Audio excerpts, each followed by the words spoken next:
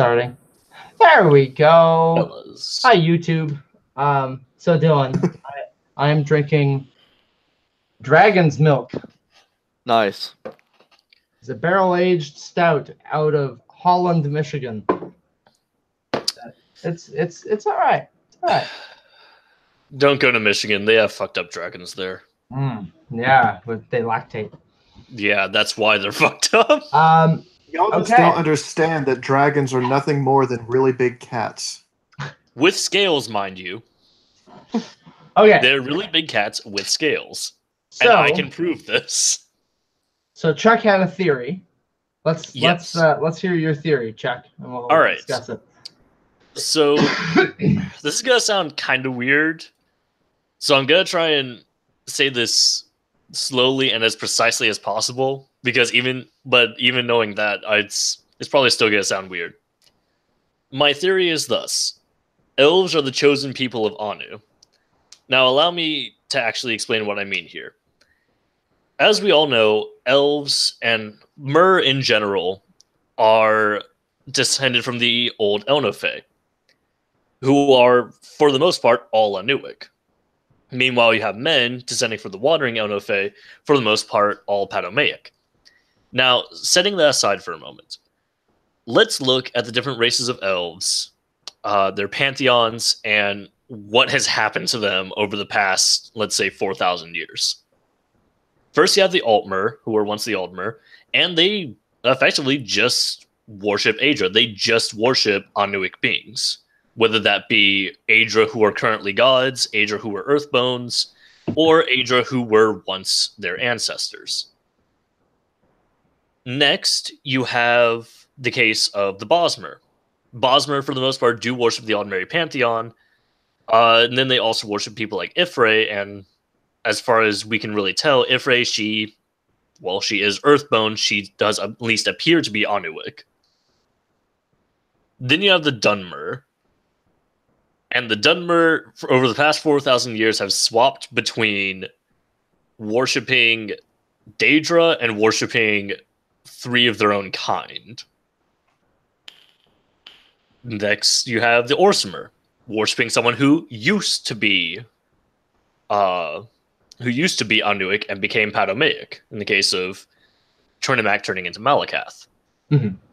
The last group to look at least for all of this, I'm not going to touch on the Falmer or the Dwemer, is the Aliens, and their general lack of ever worshipping Aedra. Now, my theory is thus: because the Mer are Anu's people, because he cares about them the most, he gets deeply offended when Mer do not worship Anuic beings, when they start worshipping the Padomaic. If you were to look at the Dunmer, over the past 4,000 years, they swapped over to worshipping their own beings. That kind of gives them a little bit of breathing room. Their own beings are technically Anuic. Therefore, alright, that's fine. And then we get the problems with Red Mountain, we get the problems of Argonians invading, and this was all because they started shifting back to worshipping Daedra. Look at the Aliens. The Aliens worship nothing but Daedra, and they all got ass fucked. And finally, look at the Orcs. Technically, the Orcs worship an Anuic being, but Malakath is still a Daedric prince. He is at least somewhat Padomaic, or at least he became Padomaic. And then the Orcs have the unfortunate history of constantly getting sacked by Bretons and Redguards. On the other hand, if you look at the Bosmer and you look at the Altmer, it never really seems like there's some bigger fate going on to affect them. At any time that something bad happens to them, it's always at the hands of men. It's always the hands of men that are causing problems for the Mer. It's honestly almost never themselves. There are, of course, the rare exceptions, but as a general rule, it's never themselves. And the only time bad things do happen is when someone starts doing shit with Daedra again. See Mankar Cameron. I'm sorry that was long-winded, and I probably should have written out some better explanation for that to begin with. But that's the general gist of what I think. So if I can break this down. So because so when the elven races, they worship Anuic beings, they tend to be fine. Yes. And that is evidence that Anu prefers the elven races. Yes. Okay. So with the Dunmer, I would point out that the tribunal mantled their anticipations. And so but their anticipations were still there. Sure. They were still beings. Yeah. And I mean there are variations as to why they maintain that separate identity. Now if you were to ask John Burnson, he would say that it's because they walk like so. They walk to just close enough to have mantled them, but not so closely that they assume their identity entirely. I mean, you could also argue that the technicality of anticipation and triune, their spheres are really what was mantled or usurped, or however you want to look at it that way. Yeah. But even with that in mind, that they mantled their anticipation, they themselves are still technically Anuic beings because they were Chimer. Okay. But then we get into the issue of ideology as skin. To be Anuic isn't necessarily just a static thing. Ha! Anuic static. Get it? Well done. But because the Chimer had set aside worship of the Aedra, instead following the Daedra, our stronger, better ancestors, they took on that ideology, which caused them to be the Chimer, the changed elves. Yeah. And eventually 3 of their own kind screwed everyone over. Mm-hmm. And they all got turned into the Dunmer. My point is that by adopting this new ideology, they are now Patomaic in origin. Because that is the choice they made. That is their ideology. And ideology as skin, that changes your fundamental being based on how you perceive the world. Hey. So used to fucking playing Skyrim with the controller that I can't play Oblivion for shit right now.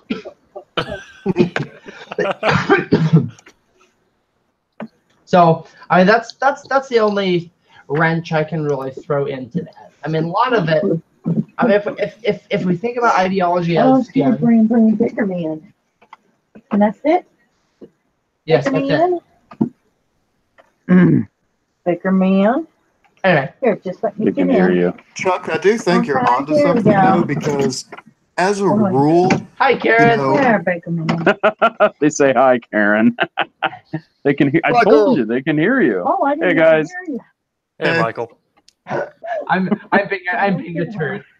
I didn't realize that my microphone was so sensitive you could hear her. She's talking to Bran, one of the cats.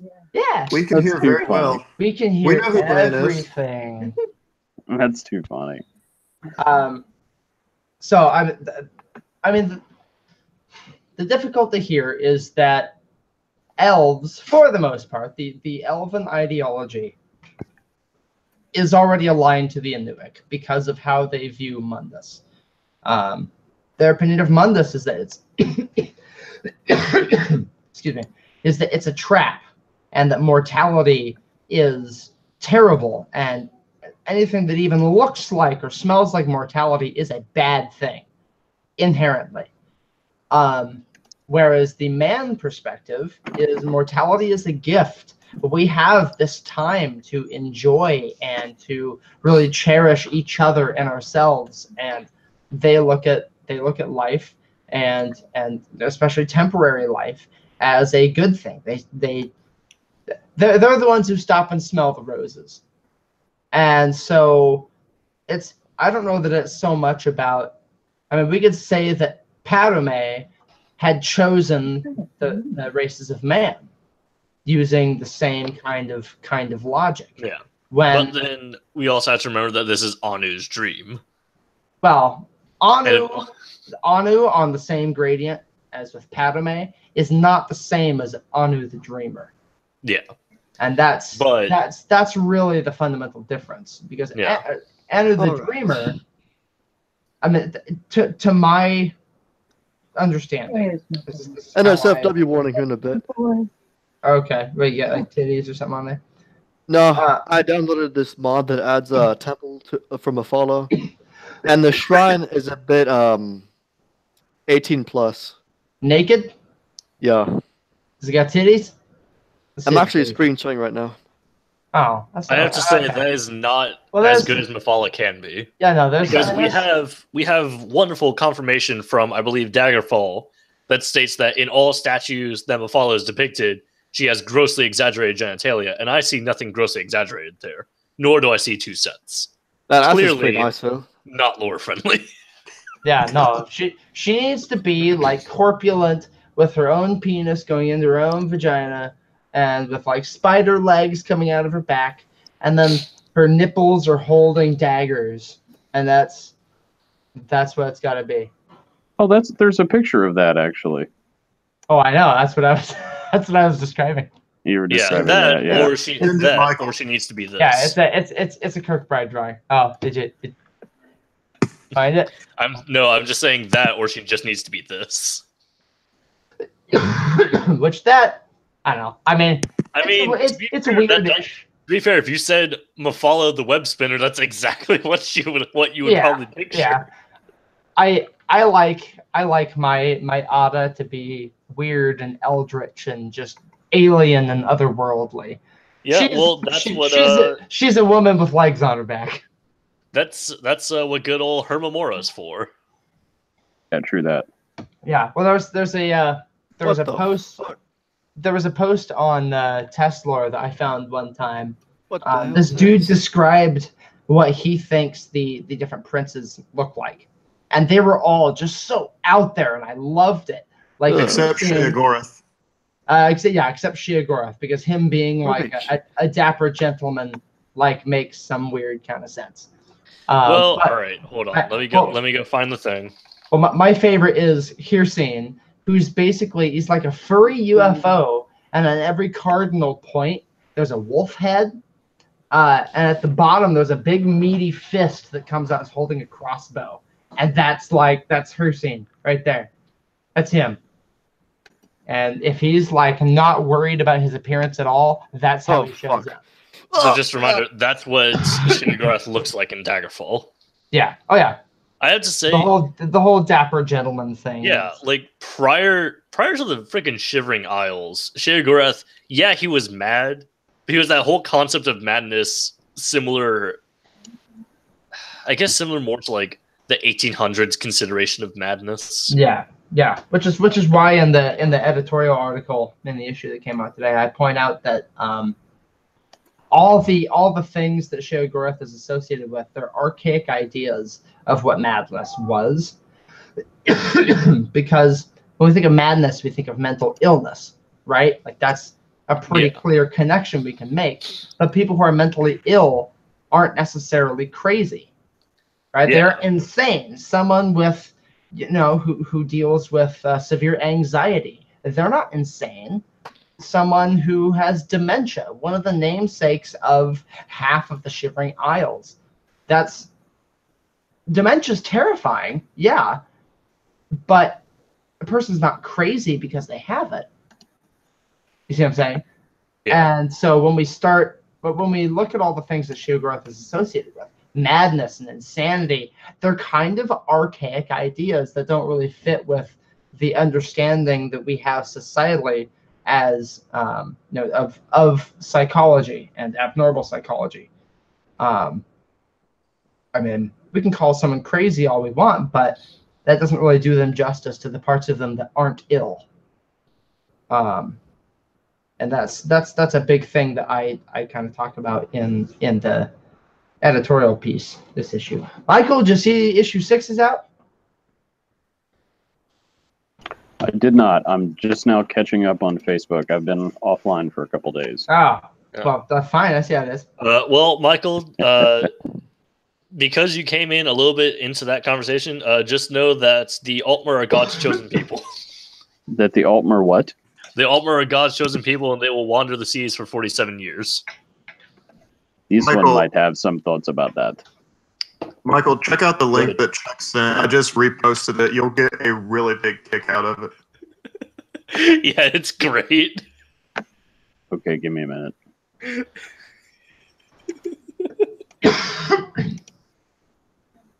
My headset's doing this thing where it's like, Where did you post this?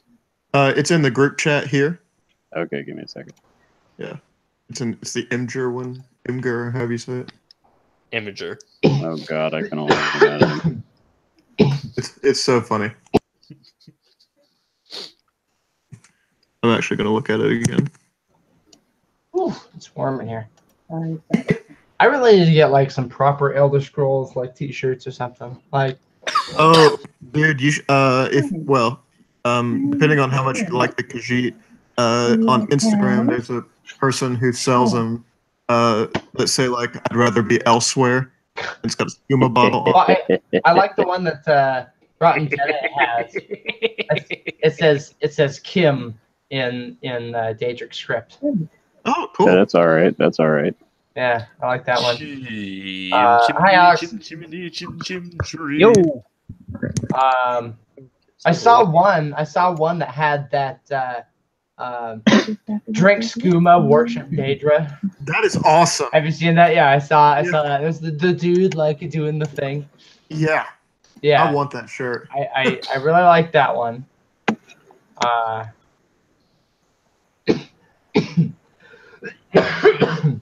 Some people have made like prints and stuff of just various Kirkbride drawings. Like the Tribunal one's really popular. I'd want one of Foul Murder. Yeah. Yeah, Foul Murder is awesome. Now you guys know about their their So- site, right? Who's? Kirkbride and Lady Nerevar. Oh, do they? Yeah. Hang on a minute. Let me. Yeah. What site? So, by the way, I can't get in the group chat here for reasons that don't make any sense to me. I think I'm using a newer version or maybe an older version of Google Hangouts, and it's being grumpy. Hmm. Oh, here. Copycat? Like I don't see a chat. I have Do you? I have a screen share. I have a showcase. I have a Q&A. I have a control room and a 3-dot thingy, and then hit the question. 3-dot thingy. Yeah, that doesn't. Here's what I'll do. I'm gonna drop it in the group chat on Facebook. Thank you. The Dream Sleep group chat, so you can. This one appreciates it. Meanwhile, I will try to find.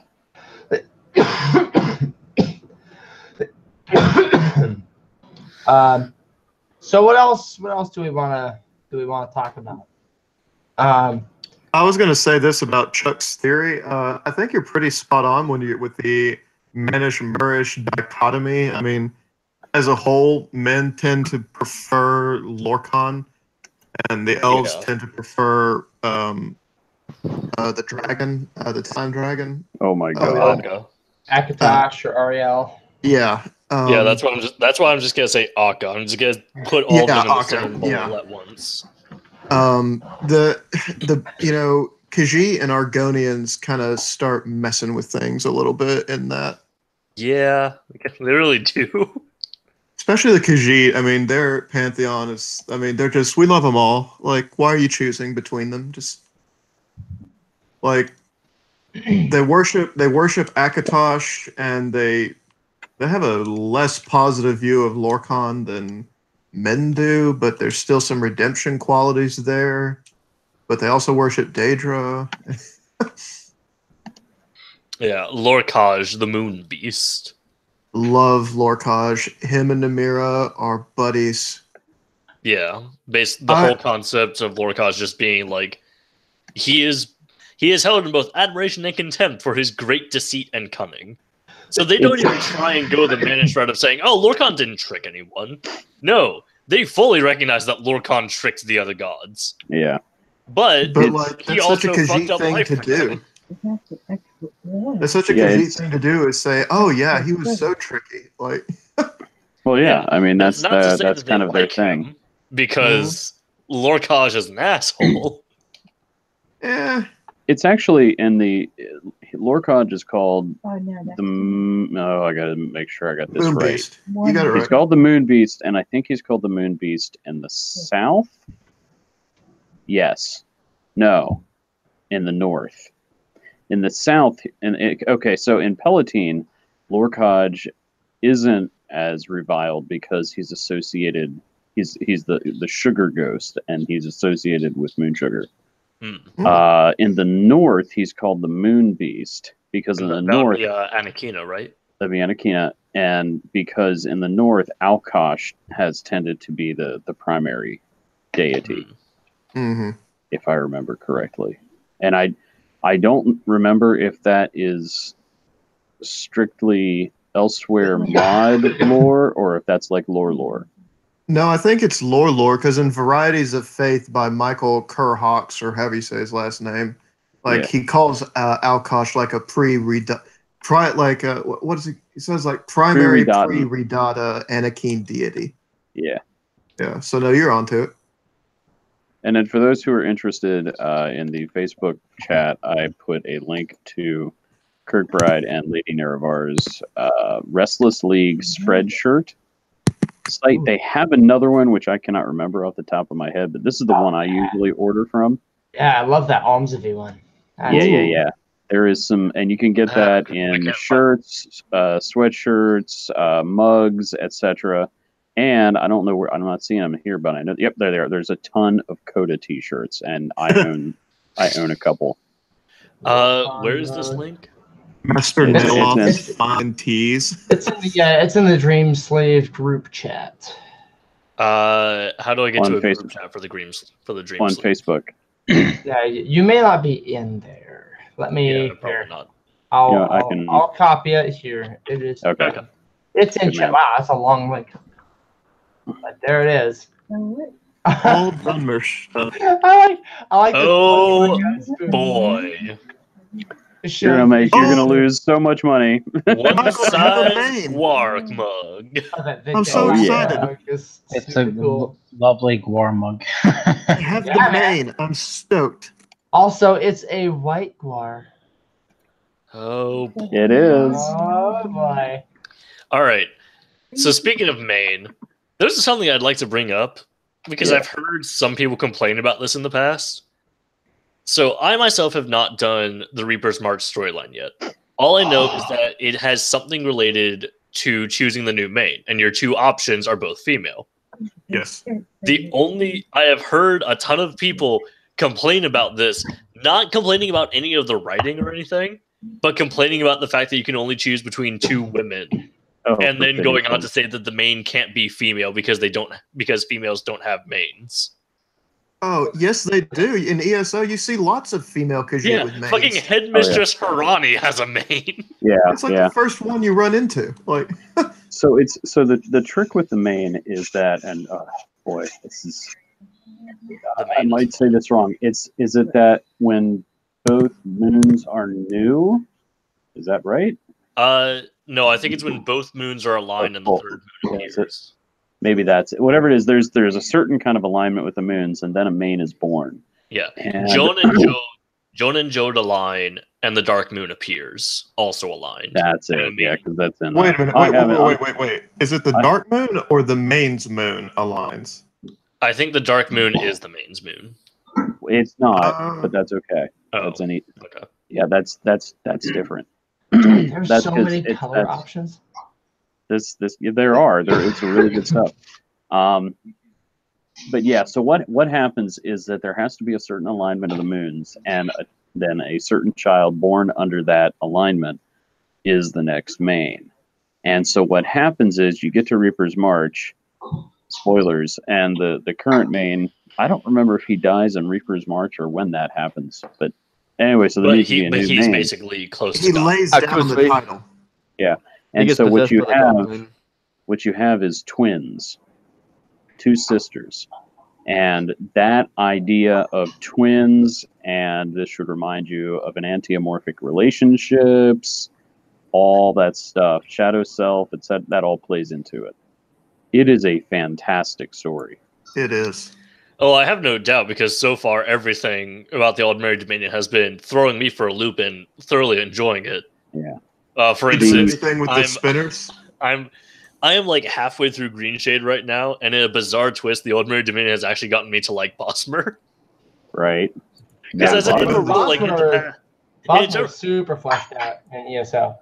Yeah, the Yeah. Bosmer lore is fantastic. I'll say this much that in ESO, so far as I can discern, the whole Aldmeri Dominion is based upon the conflict between Shadow and Persona, because each people group struggles with like its darker self. So like the Altmer are dealing with the veiled heritance, the Bosmer are dealing with kind of the worship of Ifre over against the worship of Hircine, and that like goes through all three zones. But then you also have there's the thing about the Sylvanar and the Green Lady. That's not necessarily a negative thing. That's a positive thing. And then of course in Reaper's March you're dealing with the Main and the Dark Main, and it's good time. I mean the Jungian scholar in me is just squeeing at the whole thing. Having said that, sidebar. I will never play through the whole thing again because I can't stand 3 zones of Valenwood all in a row. I can't do it, bro.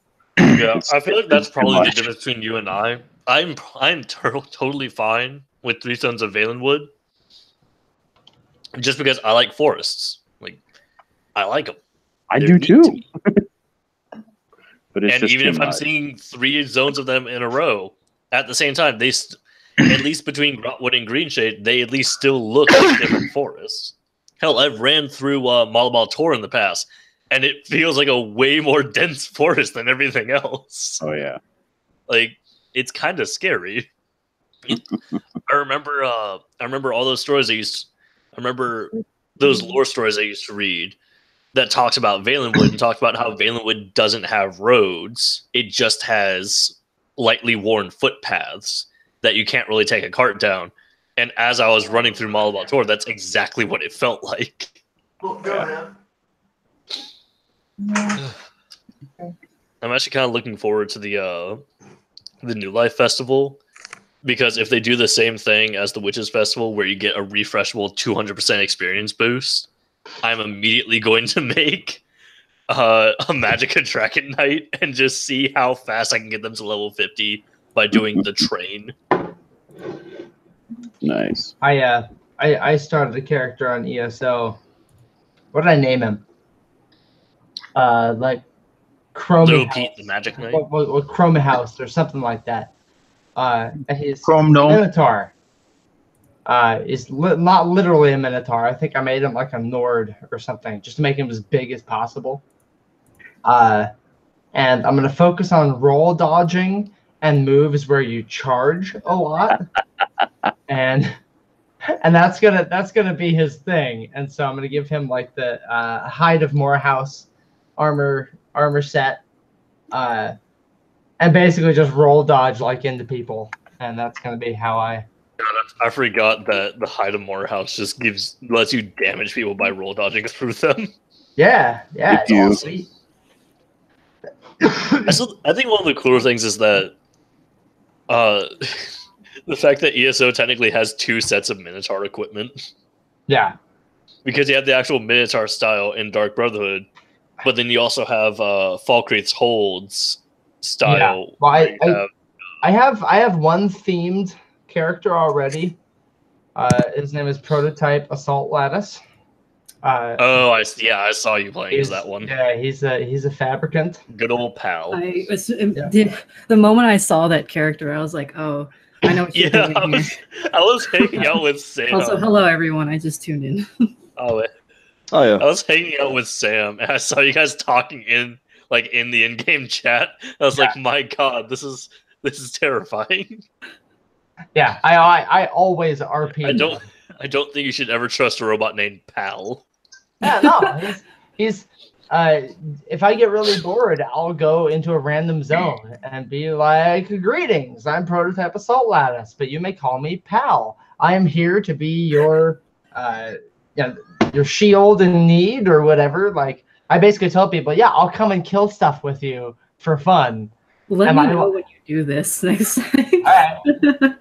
I'll shield your back. I'll be your pal. Like, that's what I'll do. And it's fun. Like, I get a lot of interesting responses when I RP pal. So okay. So lore. What's another subject we wanna talk about?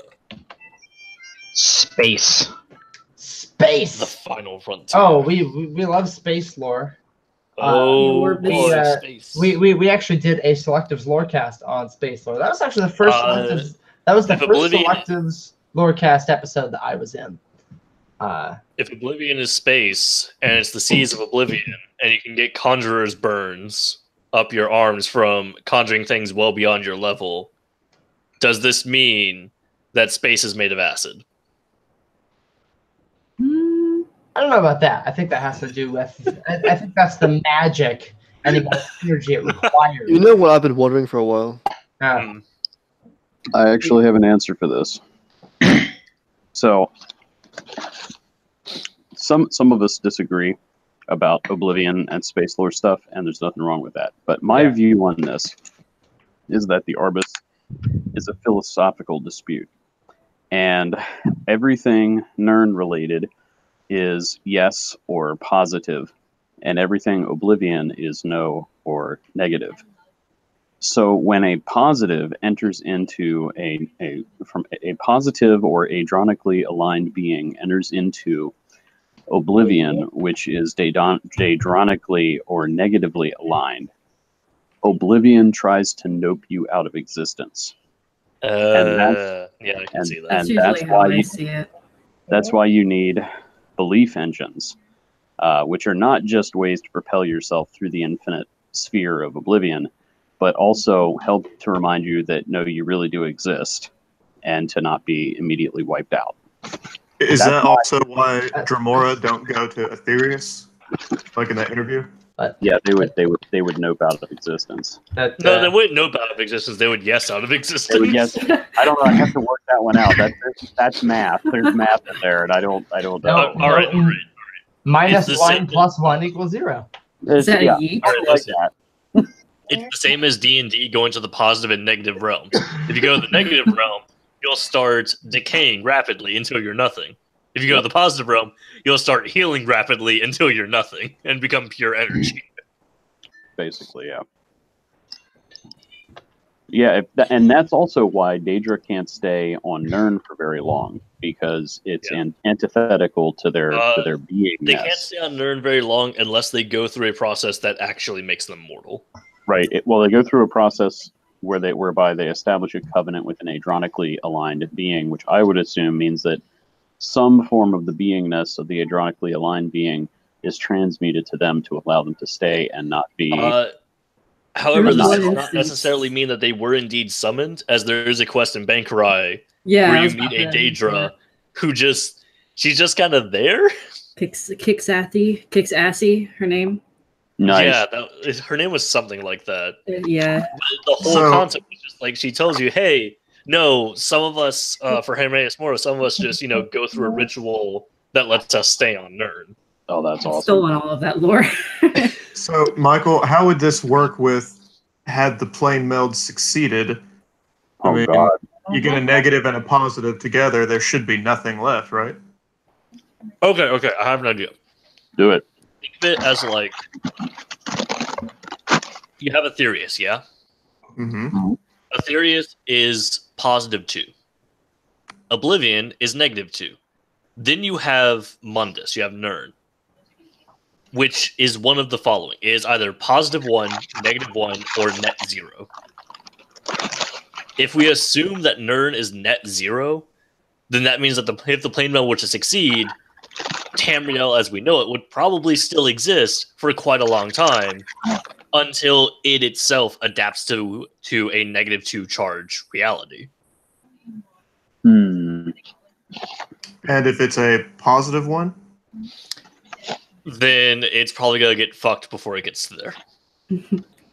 I know that when you go to Cold Harbor, the Cold Harbor as it appeared, the section of it at least that you go to in ESO's main quest, or the 3 Alliance quest, is basically a screwed up version of Nirn. There's even an Imperial, there's even the White Gold Tower, Yes. but named something different. And it's the lightless outlet. Or outlet. That's it, yeah. The lightless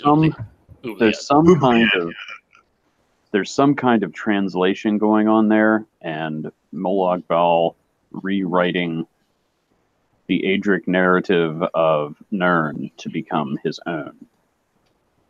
But I'm not quite sure. That delves into like areas of science and math in which I'm not really competent.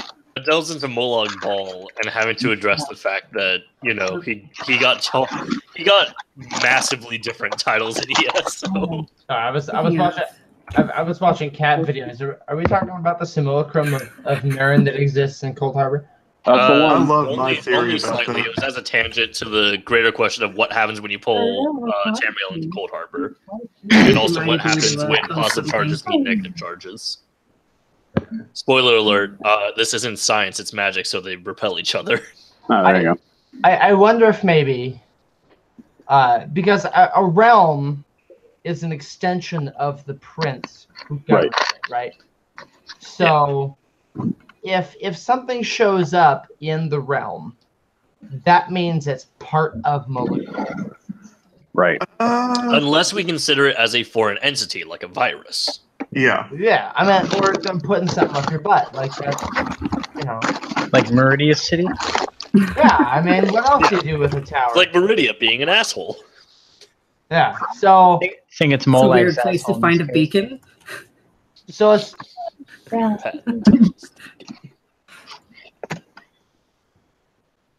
Hold on, Wait, did you have a train of thought and then we accidentally broke it? No.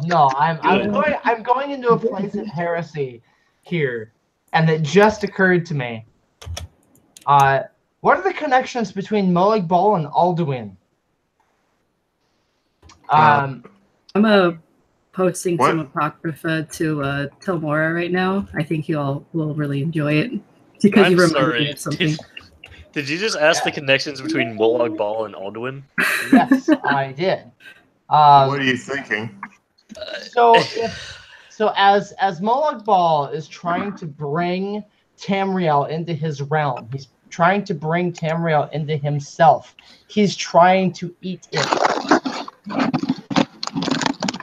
Yes, he is trying to eat it, but so if he's trying to eat it, that creates a tentative connection between Alduin and the World Eater. Yes, but we also have to remember that there's intent here. You have to remember that the intent makes all the difference.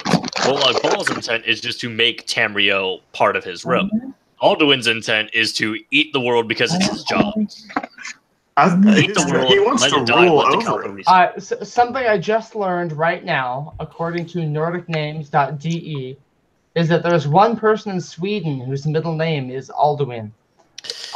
We have to kill him. Do we? I'm trying to figure out, because I know in Dovazul, Alduin means something specific. If one of those is domination, it's master, and we've got an actual connection between Alduin and therefore Akatosh and Molag Bal. But we know how dragons. Trying to. Michael, Jesus you Christ, are stacking up, Michael. Oh, I'm sorry, that was me. I'm having a snack. Sorry. Jesus. All right. Alduin means master of devouring and destruction. All means destroy. Do means to devour. And hang on. That doesn't sound right. It is right. I just pulled it up on my Dovazul translator.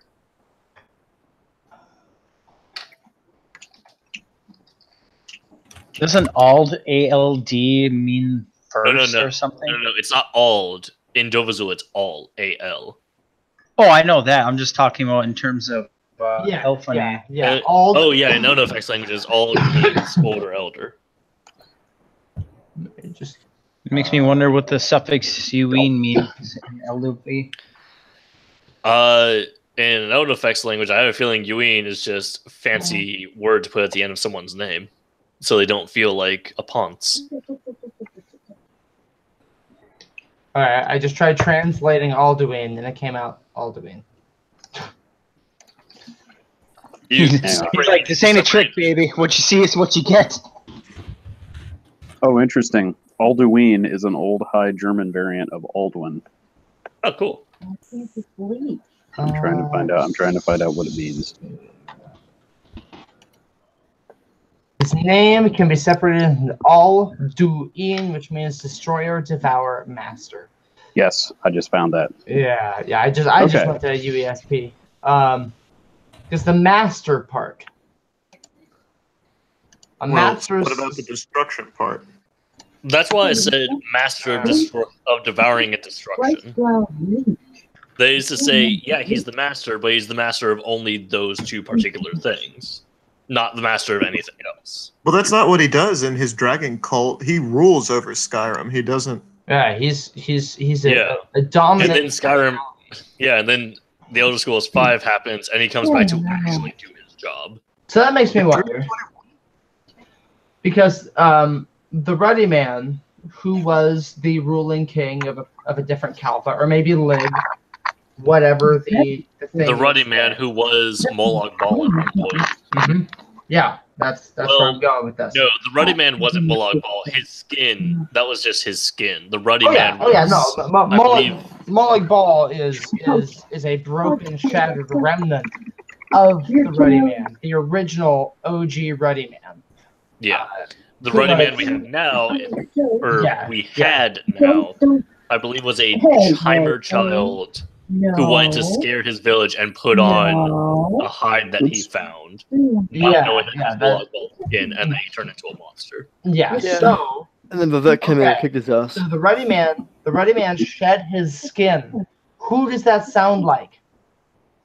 Does that sound like a Sadakal? Mm-hmm. And Sadakal has a connection to the Akatusk and therefore Alduin. All right.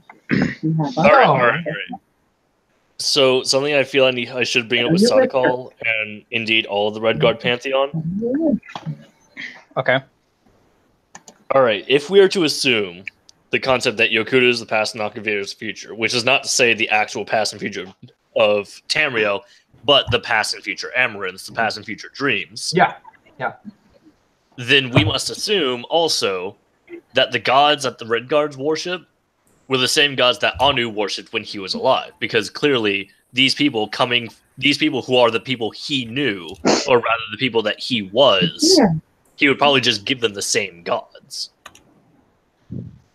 Possibly.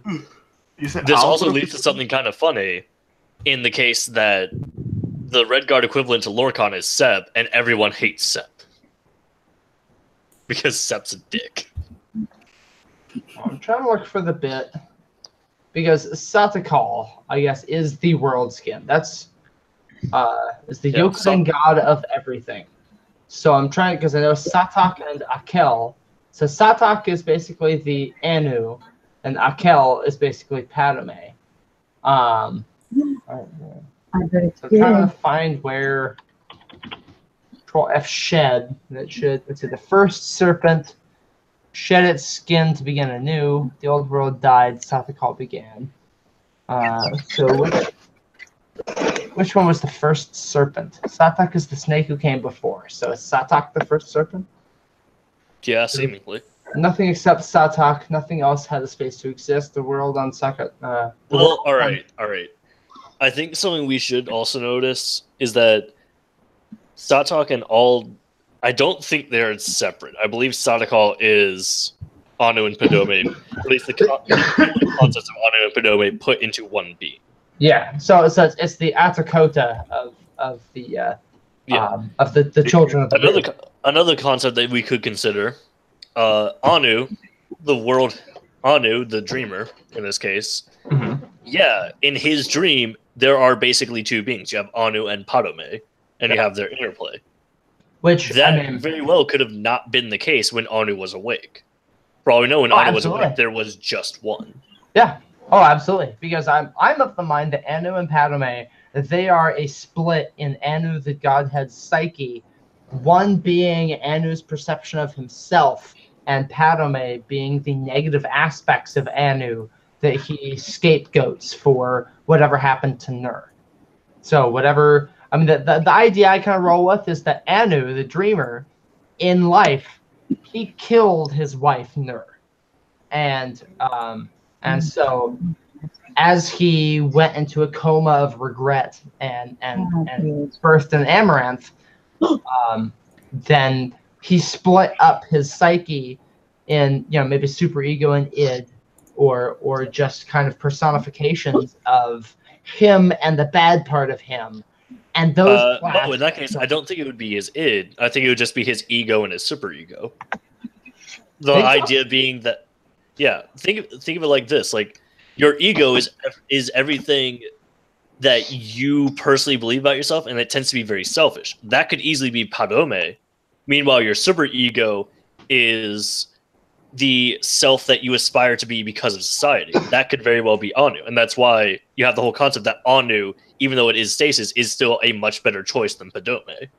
Yeah, superego is morality, ego is reality, and id is instincts. Yeah. In this case, I would say there might not be anything that's id. So there could be. I mean, I don't know. Id would be Lorcan Padme Sithis. Yeah, so that would be the Padmeic portion. Maybe. Because and that's Nur and Mundus is the bad ego. parts. Yeah, because the ego is supposed to be the intermediary between the id and the superego in Freudian psychology. That's how that's supposed to work. Yeah, and then you have Anu and Anuiel and Auriel basically becoming his superego. Yeah, those are because if we start to look at the id and superego in a metaphorical sense, which remember, this is in a dream. Metaphor becomes reality in this particular dream. Whether that happens in all dreams, we don't know.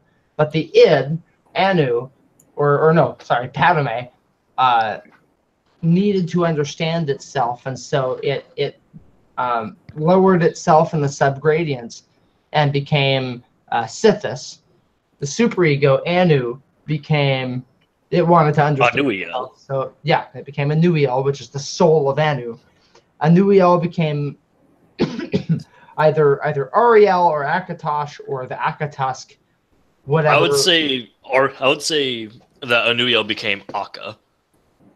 Just all of them at once, and it wasn't until Akka broke and split. Akka, as I understand it, is just a shortening of Akatosh, whereas that's not how Akatusk. The Akatusk is all-encompassing. Yeah, I've never been told. Do what?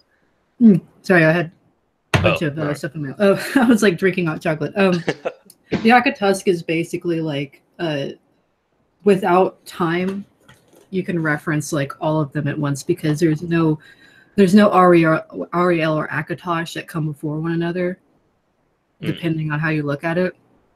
So you have to have like just one sort of definitive like thing, and then the Akatusk has like it pretty much exists outside of time. Yeah, so the one I was always told is not to type it. I'm gonna type it in the group chat, not to type it like that because that would just be a shortening of Akatosh. Yeah. Rather you type it in all capitals to refer to the concept that it is high above everything else. It is all its variants. Which once. Have you read The Seven Fights of Thealdi Daga? I read the first fight and laughed too hard to continue. Yeah, the first fight's kind of ridiculous. But the Akatusk, there's a part where Alduin and the Akatusk both walk onto a shore with, I think they've got the Libra Demon King or Mayrin Dagon with them. And the Akatusk says to Akatosh or to Alduin, he says something about you were the first to be shed from me, or whatever. And so that implies that the Akatusk is the cohesive whole. Maybe Akka, all caps, is a large chunk of that, the core of the Akatusk, but the Akatusk is fundamentally the whole thing. I believe he says something along the lines of, "You will not cause any trouble here. Do not forget it was heaven that shedded you from me." And yeah. Alduin says, "Who cares? You speak of the prolix, which don't bind me if you begin to fight me." No, I think something kind of interesting to look at the Akatusk with the concept that Alduin was the first to actually break off from it. That makes total sense from a writing standpoint, especially in script writing. Because in script writing, what you always must do, write the beginning, then write the ending, and then write the middle. The Akatusk, which is the very literal beginning of the concept of time. Then you have Alduin, who is the end of time, and then you have all the variants of Akka being Oriel, Akatosh, and Alkosh. And I think from Akatusk we can whittle that down and get Akka. And then if we whittle that down a little more, we get Akatosh. All caps Akka, and then Akatosh. So when Alduin shows up and he says, "I am the firstborn of Akatosh," he's saying, I am the first to have shed from that thing that is now Akatosh. And that's really what he's saying, but he's simplifying it because metaphor, why not? Everyone who tries to say something important is always being poetic. He says, "You will eat nothing here, aspect Ald," said the Akatusk, sensing trouble. "Do not forget that it was heaven itself that shed you from me." So that's exactly it. So I would say that Akatusk, assuming we take the Aldudaga as forthright information, then I would say that Akatusk is the soul of Anuiel, which most people would say it goes Anu, Anuiel, Ariel. But if Ariel is kind of part of the Akatusk, then technically that's both correct and incorrect. I mean, because it's Elder Scrolls technically 1. Ariel is part of the Akatusk, so he is that soul at the same time. Yeah. Also, God, 3 people have muted themselves. It happens. I'm gonna turn on the oven and put in a pizza for my kid. I actually tried. I had the concept of a character that was supposed to be. If you think about Ariel and Akatosh as like a Venn diagram, he was supposed to be like the center part of that, where it's like he's neither but both of them at the same time. But I ended up having to write this whole thing about trying to come up with a somewhat linear description of describing the Akatusk, and it was interesting. Yeah, the Akatusk is unfortunately not a very linear thing. Well, what ended up happening was I started with I just wanted to start with the concept of Ariel, and then evolved into the concept of Akatosh, and then I eventually moved it back into the Akaviri timeline. So you can just kind of take it from any direction, and it would still make sense. Like you could take whatever I wrote out of context and replace it anywhere, and it would still describe something in a somewhat linear sense. It was really interesting to write.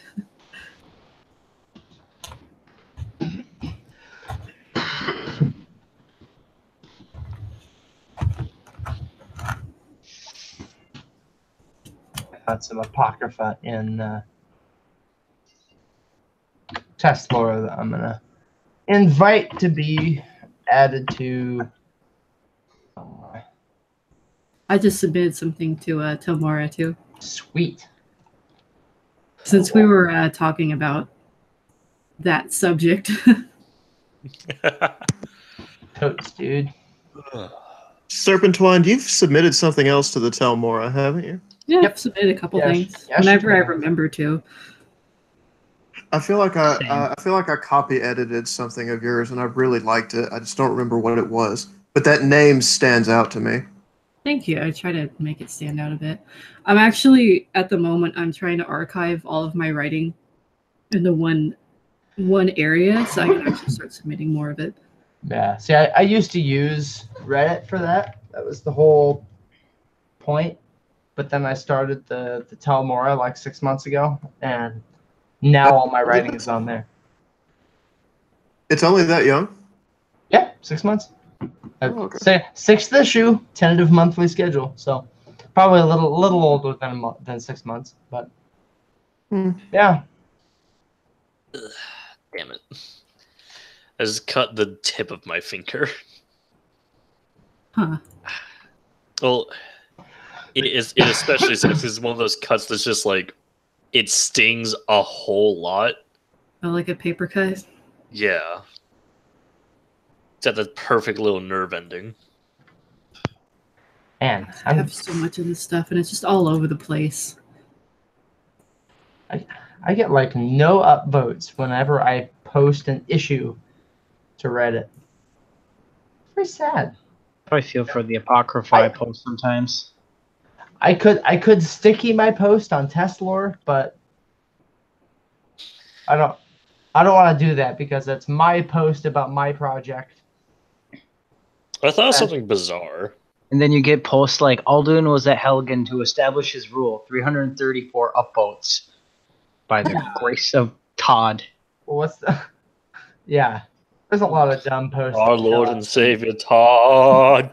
I try to diffuse some of those when I can. Let's see the current. Yeah, Alduin was at Helgen to establish his rule. Yeah, 334 upvotes. I think he was pissed and he said, "Oh, looks down and sees Helgen at the base of the mountain and says, that's the one that I'm going to screw over first." Their argument is, oh, well, all the major leaders of Skyrim were there at the time. You've got Ulfric Stormcloak, you got General Tullius, and you've got the Dragonborn. And Ellenwyn. Yeah, and Ellenwyn.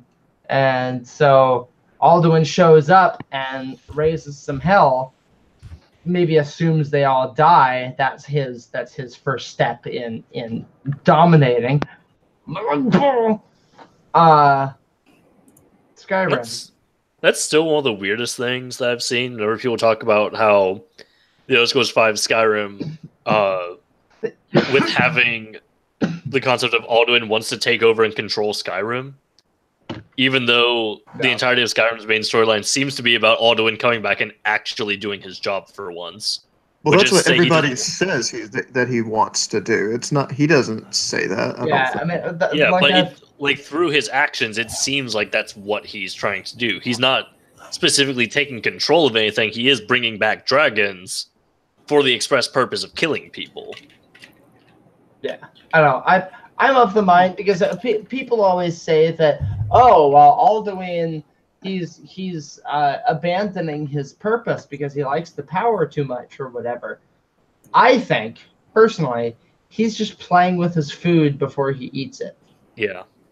Well, he did it for a long time during the days of the dragon cult. He's a biological time machine that eats ideas. Like, time is irrelevant to him. He can do it for 3,000 years and then get back to business. That's no big deal for him. So what's that whole bit about, wasn't it Parthenax who says he forsook his proper role? Oh, yeah. He does say that, doesn't he? Like, I would totally be with it if it was only people that said it. Parthenax would have good insight. I don't know. I think Party Snacks is kind of a pansy. A pansy? Yeah, I've heard him called many things. That's not one of them, though. He's a creature of habit because he just stood by. He's a creature of habit because only the right side of his word wall is worn down. Like, he's just watching all this shit unfold on Tamriel. He sees like Bardal falling. He sees the Oblivion Gates. He's like, "You dumb mortals." God, the Bardal thing reminds me just how shitty Vivek is. Yeah. Vivek is super shitty. Like just all right. Why did he stop the comet? Oh, so that he could just hold it in place and hold the entirety of Vardenfell hostage. If you guys don't love me, I'll let it drop. Yeah. And then we fast forward to the closing years of the Third Era. Oh, what's this? Oh crap, the Heart of Lorcan's gone. Oh man, my power's fading. Shit. Well, time to sail to Akavir. Assuming it was the removal of the Heart of Lorcan that actually caused it. Because remember, Vec has has Kim now.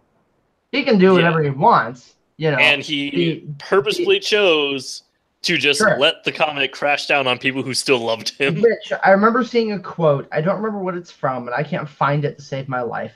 But Vex said something along the lines of, "You will look upon what I have done and know that I did it out of love." Bullshit. And Well, not love for point- anybody else but himself. Well, no. The point is, by allowing Bardow to fall, and all the subsequent things to happen, he set the stage for Jubal to show up. Hmm. So The then he and Jubal could get involved with Amaranth, which they build out of love. He only did that so that they could create a world out of love. Chuck, I'm going to play Daedra's advocate here, so to speak. Why should Vivek care about the people of Vivek City? As he's achieved Kim, he knows they're not actually real. They're just figments of somebody else. Like, there are no actually... At the same point, he would realize they're all part of him. Why? Because he goes back and says he made the whole world or something? No, because because Kim is I am all are we. Yeah, as a Kimster, he realizes he is part of the Dreamer and so assumes control of the Dreamer. He is the one who has made that connection and who has made that belief. And so when he looks at everyone else, they're all part of the Dreamer too. He's just the only one who's understood it. So, for the love of God, don't say party snacks. I just messed on it. So if he kills people, he realizes he's killing himself. He understands what they all are, whether they do or not. So when he lets the moon fall, I wonder how that affects him. Does it hurt physically? Does it hurt mentally? Does he realize I just killed myself a million times just now? Probably. I always thought all of the Daedra and Asia, or anything that like achieves a certain amount of divine power in the Elder Scrolls, like they become a tulpa to a certain point, which is basically something that exists because it is believed to exist. So that's why you have a lot of Daedra who depend on having lots of cultists and people following them. That's why you have Daedra like Talos requiring cultists. Because that's their only attachment to existing. Is the fact By the way, thank you for not refuting what I just said. It's fine. I mean, am I wrong? No, because I'm definitely... Like, by definition, I'm correct. I am very anti-Talos. That Talos is a Daedra. Yeah. A Daedra? Yeah. Well, let's think about this. By Something... definition, I am correct. The first definition being, he is not my ancestor. I kind The of second definition being, he is a godly being that did not take part in the creation of the world. Yeah. If he usurped the place of Lorcan, he is the world, though. If you if you take it really literally. No, because Lorcan is not the world. He convinced everyone else to make the world, but he never took part in making the world. But hold on. His heart became the heart of the world, though. If Tamriel A.E. Daedroth, if we listen to Make Our Cameron, and Tamriel, the Starry Heart, is Lorcan's Daedric plane of oblivion with its own special rules. That means Lorcan is a Daedra. Lorcan's a Daedra, and Talos is a Daedra. And Talos, who mantled Lorcan, is also a Daedra. And he was already Panomaic to begin with. Mm-hmm. Yeah. So nothing really changed. He's the soul of Sithis. It's disgusting. Filthy Daedra worshippers. I'm 100% Daedra are the best part. Daedric princes are the best part of Tess. Yeah. Yeah. Particularly False. in the mirror. False. Rajan is the best part of Tess. Rajin? Yes. Rajin is the best. I will He is argue pretty that nice. Khajiit deity. Actually, in the ESO, he is a terrible person. No, Like, he's awful, but is. it's great. Allow me to list off the greatest parts of Tess. Bandar, Rajin, and Riddlethar. There we go. Are you a Khajiit guy? I like Khajiit, yes, but no, I'm not a Because Khajiit. like all three of them have just all three of those were Khajiit. Yeah, figures. I wonder why. Maybe because I read them off of a page, maybe. Well, it's because the Khajiit. Well, just went the with reason you gravity, picked them is whether you know it or not. It's just that because the Khajiit are the best part of Tess. Yeah, pretty much. Who They cares already- about Argonians? Am I right? Yeah, So- it's And they're poverty. fallen empire.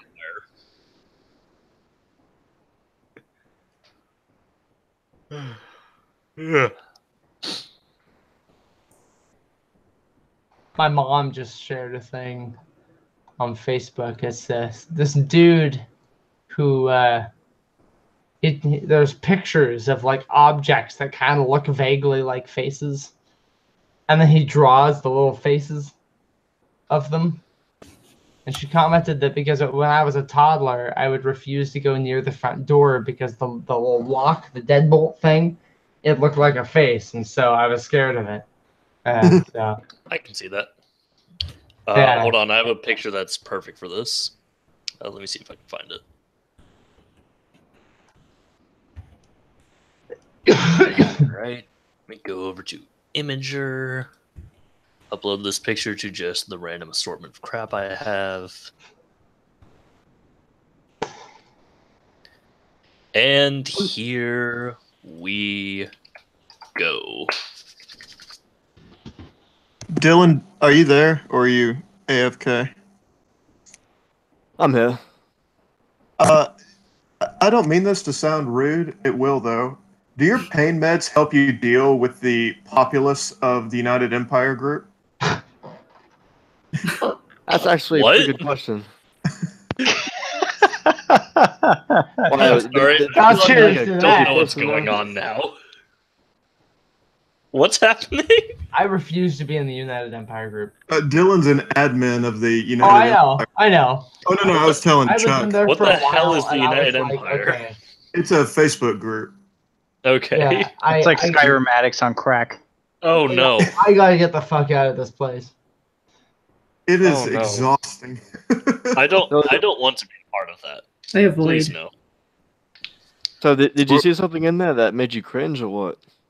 Oh, I was asking about the divines, and my God, if I'm not just in 6 seconds slammed for where the hell is Talos? Oh yeah, that shit. That and somebody just really crawled up my ass and laid some eggs in there when they started talking about like they asked me, what do you think the distinction between Aedra and Daedra is? And so I kind of went through, you know, the basics of it, and they're like, no, that's wrong. The answer is that the Daedra are the bad gods, and the Aedra are the good ones. And my like, Oh my God. god. Where is that? Where is it at? Where is that coming at? oh, that was forever ago. I'm just still salty. Dylan, I just tried to join the United Empire. Accept my invite. What are you, some kind of I'm a Thalmor? masochist. No, I'm a masochist. That's what I am. You're in. Okay. Oh boy. Just go in there and just Thanks, start like Let the posting floodgates of Jericho open. propaganda. Oh, man. Yeah, here's what I'm gonna do. My first Start speaking thing. pro Trinimac propaganda. Yes. Please. No, It has to I'm, specifically be Trinimac. I'm going to Anything share. anti-Talos. I'm gonna share issue 6 of the Telmar because it came out today. Just share the slowed creation myth. Yes. Oh, if they go hunting around on the Telmar's website, then they will find the slow creation myth. Don't laugh at my sneezes. Where the fuck did my post go? There it is. They'll read it, I think. It's got Shea Gorath on it. Yeah, which I guess I've got to like delete the Jeez, URL. God damn it! Come on, you fucking bitch. Anyway, Dylan, gonna- I just admire how you managed to handle all that because I can't help it. Like, just it amazes me how you and Mike handle it. There used to be so much Coda hate now too. Oh, really? Yeah, it almost made me leave the group. There, I just posted. United Empire banner contest. I fucking won that thing last time. I made a banner for the group. Everyone By was the way, if any of you click on the link that I posted, you're gonna have a wonderful time. Click. Just a Oh, facelift. boy. I'll see if I can win again with the exact same banner. I'll bet you I can. I'm looking at my friend who's probably high right now. And then this post right here. Crazy idea, but here we go. Elder Scrolls, but sci-fi. Eh? Yeah, yes. Whoa. No. It's already Really out there. It's already sci-fi. Yeah. And then some of these comments are just pure ignorance given form. Oh, God, that's the worst kind. I'm a little afraid to write an Elder Scrolls Apocrypha in like like a futuristic sci-fi style, because everybody wants like that old fantasy. All right. I would say that if you were to try and write a sci-fi fantasy style, no, I would say try to design it in such a way that you still understand that magic is a fundamental part of the universe. Oh yeah, it's just So that even as things become sci-fi, they still have a very much unique fantasy feel about them. oh yeah, there's plenty of stuff I think Like, of including in there. There's like soul gem powered like automatons that are basically like Fallout 4's equivalent of synths, and then Yeah. there's Let me like see if I can find the thing. there's like pods and stuff people tag, and there's these giant like neon major banners that are all over. Fourth era Clockwork City Blade Runner. Do it. That's basically what it is. It's fucking Blade Runner. It meets Clockwork City. All right, Actually- Spelljammer. That was the thing I was trying to remember. All right. So One concept basically, you could try is trying to incorporate the general theme of Spelljammer into it. So Spelljammer is a D&D thing where you literally have just a helm, which is basically just a control device for spaceships, but you can just apply it to basically anything to turn it into a spaceship, which includes just a rowboat. You can turn a rowboat into a spaceship with its own atmosphere. Michael, what were you saying? okay, I'm searching for it. Give me a minute here. There's something I want to read to you all. What's it about? This very subject. Your mother. Ooh. Would be surprised. I'd be interested to hear. Being so grumpy. Okay, hang on here. That's not it. Oh. Give me a minute, and then I got something for you. Is it that piece about Namira and Lorcan that Okay. that you showed a while It's ago? not. It is So not. apparently, the Elder Scrolls lore, the page. Oh yeah, just tried to join the United Empire of Tamriel too. What? So I run. What's going on? I run both the Telmore Independent Press, the White Yeah. Guar, and the Elder Scrolls lore page.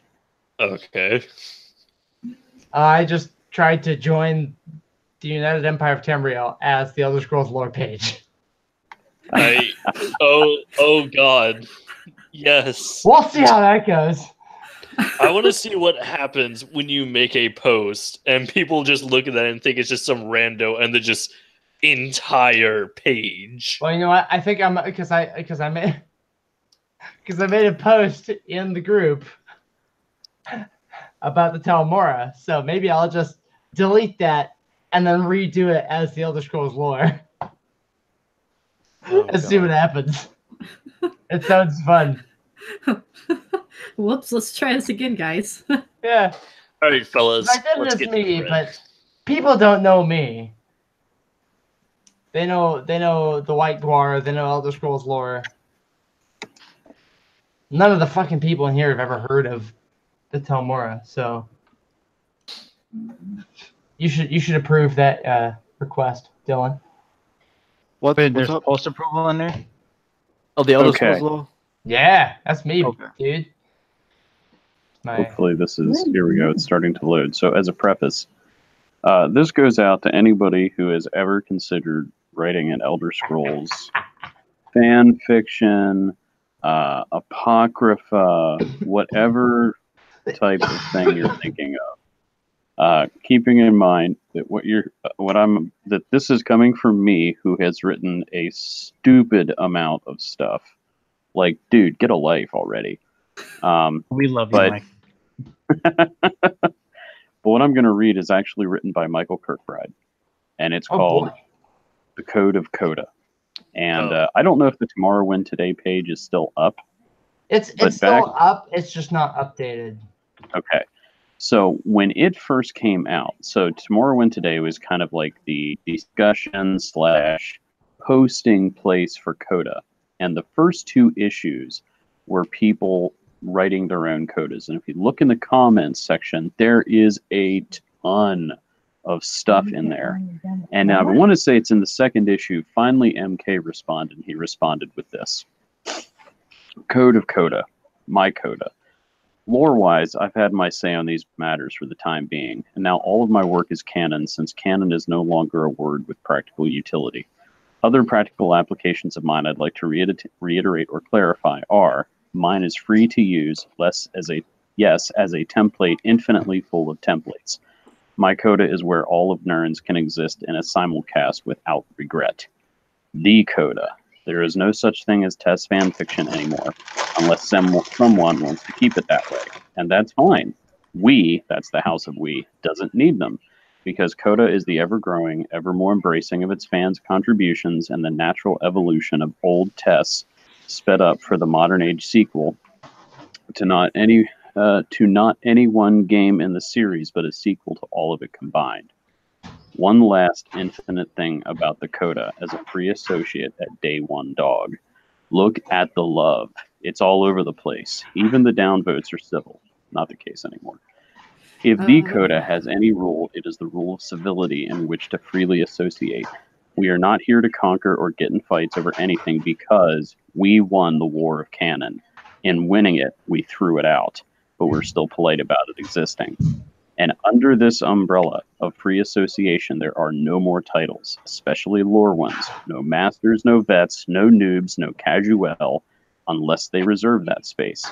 That's part of open spacing the Elder Scrolls to everyone, unbound by platforms or beta keys or pay-ins, because above all, there is no marketing and branding and franchising and selling the joy of the Elder Scrolls.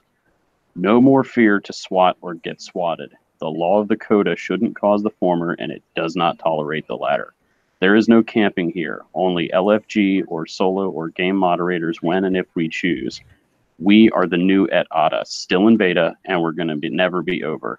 Anyone can add to this, no matter if they just pop out of nowhere, have never heard of tests, or a rocket scientist that dabbles in watercolors. From our Tumblr, we've had over 5,000 visitors today, some of whom may have just been stopping by. No one should ever be a newbie to joy, only veterans of it. This is the paradise Mankar could have had he only remembered not to covet his own gains and not to covet solely the idea of freedom. The Coda will not fight you on this matter, but we gladly rejoice whenever you choose to acknowledge your surrender. The war is over. There is no canon where we live. So, especially that paragraph about no more fear to swat or getting swatted. Do whatever you want. It's all good. If you want to write Tamriel Blade Runner, dude, I will read it. I am all about that. If you want to do... You just said you're not hungry. If you want to do Tamriel 50 Shades of Grey, I will probably not read it. Yeah. But I respect your right to do it.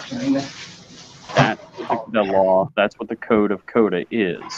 That you can create as you want to create. Karen's looking at me in horror. It's not my thing. You know? But that's the point. So if you want to write your own fan fiction or your apocrypha or whatever, do it. I'm way ahead of you, buddy. Nice. That's what I'm looking through right now. Is like these That's like files and files and files I have. That's beautiful. Well, my whole thing right now is since I was made mod of the Test Lore subreddit, I am trying to maintain the idea that all ideas are valid, and so that's what I'm trying to. I don't want to say I'm pushing it. That sounds aggressive.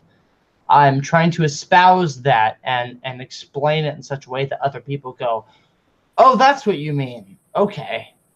Because when people hear Kirkbride or Coda, they instantly put their shields up. And that's, it's this. That's where the discussion reactionary- goes. That's it. Yeah, exactly. I got into an argument with a dude in the Elder Scrolls subreddit, and he followed me over to Tesla, and because I had said something that was like, well, yeah, Kirkbride was a dev. Like, that is important. You can't just dismiss everything he sells because he's not getting paid by them anymore. And he's like, oh, well, you just showed that you actually do care what people think of as canon, and you do worship Kirkbride. You worship him. Jeez. Yeah, I'm like, dude, I'm not like kowtowing. I'm just explaining the logical fact that, yeah, he was a dev, but he helped create the Elder Scrolls as we know it right now. What we're discussing is Kirkbride, whether you like it or not. And yeah, there are other people involved in that, but Kirkbride is a big chunk of that. So, What's going on? I wandered off to the bathroom. oh, we're just talking about canon and subjectivity and Kirkbride, and I was just here to talk about space, but I ended up muting that dude in Tesla. And then Oh, it was some random dude who yeah, started. he was following me around, and he was just trying to be a dick, and so yeah, I think he wanted to bait me into banning him so that he could be like, oh, see, and so I just muted him instead. Well, that said, if I were to write a like 50 Shades kind of story, there'd be like Mafal, there'd be Sanguine, there'd be more like Ball. I'd be going all out. This would be like It would be better than rated 50 fucking Shades. Coda. Hold wait. I can have a Oh, yeah. 5-year-old write a better story than 50 Shades of Grey. See that? Hold on. So can I get 3? Can I do 3 in there? Ow, that hurts. Actually, Yeah. I think I what would can be more do What's three. everyone's favorite shade of gray? what Mine would, is what would tombstone. actually be more interesting would be if you I took like gunmetal. if you took Twilight Mine's Twilight and interpreted it through text, but used story used the cult of Lame Bao. Yes. Reinterpret Twilight through, and instead of it being werewolves, maybe it would be the servants of Molag Bal versus the cult of Lame Bao. I think that would be. But also, please don't have necrophilia and pedophilia in it, please. Yeah, none of that. Yes, let's leave it out, please. That's really, You know, What's the fine for necrophilia and Cyrodiil? Just asking for a friend. just asking. That was one of the greatest moments in the game. Hey Karen, do you remember that time in Oblivion where there's that lady that she says, by the way, do you know what the fine is for necrophilia and Cyrodiil? I'm asking for a friend. You remember It's her? the first The alchemist? offense. The look of terror on Karen's face is exquisite. She was kind of creepy, wasn't she? Karen says yes. Poor Karen. She loved Oblivion, by the way. She put I don't know, at least 100 hours into Oblivion. She'll deny it, but she absolutely loved it. Why did I save stuff to 2 different Google Docs? Why do I do this to myself? I don't recall. Hey, Michael, Yo, could you? Do you still have that link to those? I don't know what they're called. Your little icon here is Riddlethar, correct? I do, yeah. Can you resend that, please? I can send it to you, yeah. Hang on a second. Let me Oh, get... thank you so much, because Yeah. I'd like to get the Namira one and do something. Oh, the actual links. Let me... Because if it was a mod page, I think from the mod, we've locked down on that something fierce. Oh, okay. Let me see what I can come up with here. That would The be- reason I ask is because I don't know who it is. Does new amino mean anything to you? Not off the top of my head. I ask because they have all the same images. They're just calling the different ones different one than the ones you had. Huh. So I don't know if they found it and took it from you or what, but I can copy and paste the images from there. I'm just trying to remember who's who. They get some of them right.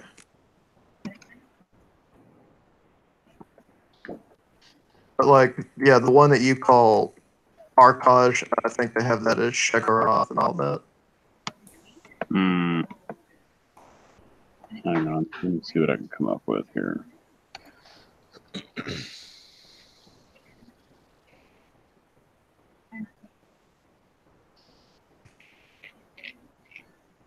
Yeah, the guy who did them, his name is Kyoshu or something pretty close to that.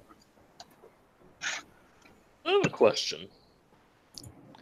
So, one concept with the whole thing of Yokoda past, Akavir future, is the thought that because Akavir is Jubal's dream, if someone sails from Akavir to Tamriel, they exit Jubal's dream and enter Anu's dream, and thus they are changed based on how Anu perceives them.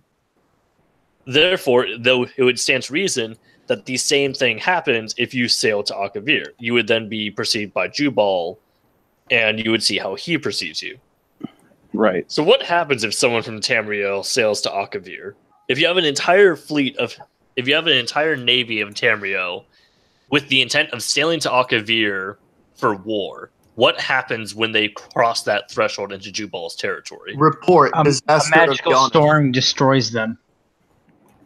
See, I don't think a magical storm would destroy them. I think suddenly it would immediately change to trade negotiations. Read the book Report Disaster at Yoneth. That's exactly what happened. That's exactly what I was quoting. Oh, was it? Yeah. I have not read it for some time. My question would be, what if somebody flew out of Yokuda and then experienced time dilation and it came back? Would they come back to destroy Yokuda, or would they land right in Tamriel as Anu perceives it?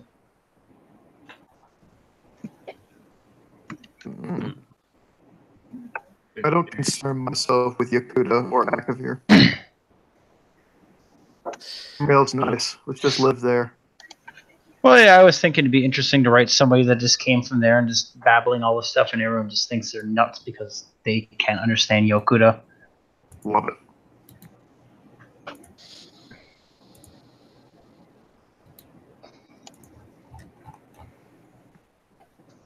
I'm going through and saving all these images because I don't want to have to lose them again. Plus, if they locked down on it, I can just steal them from somewhere else.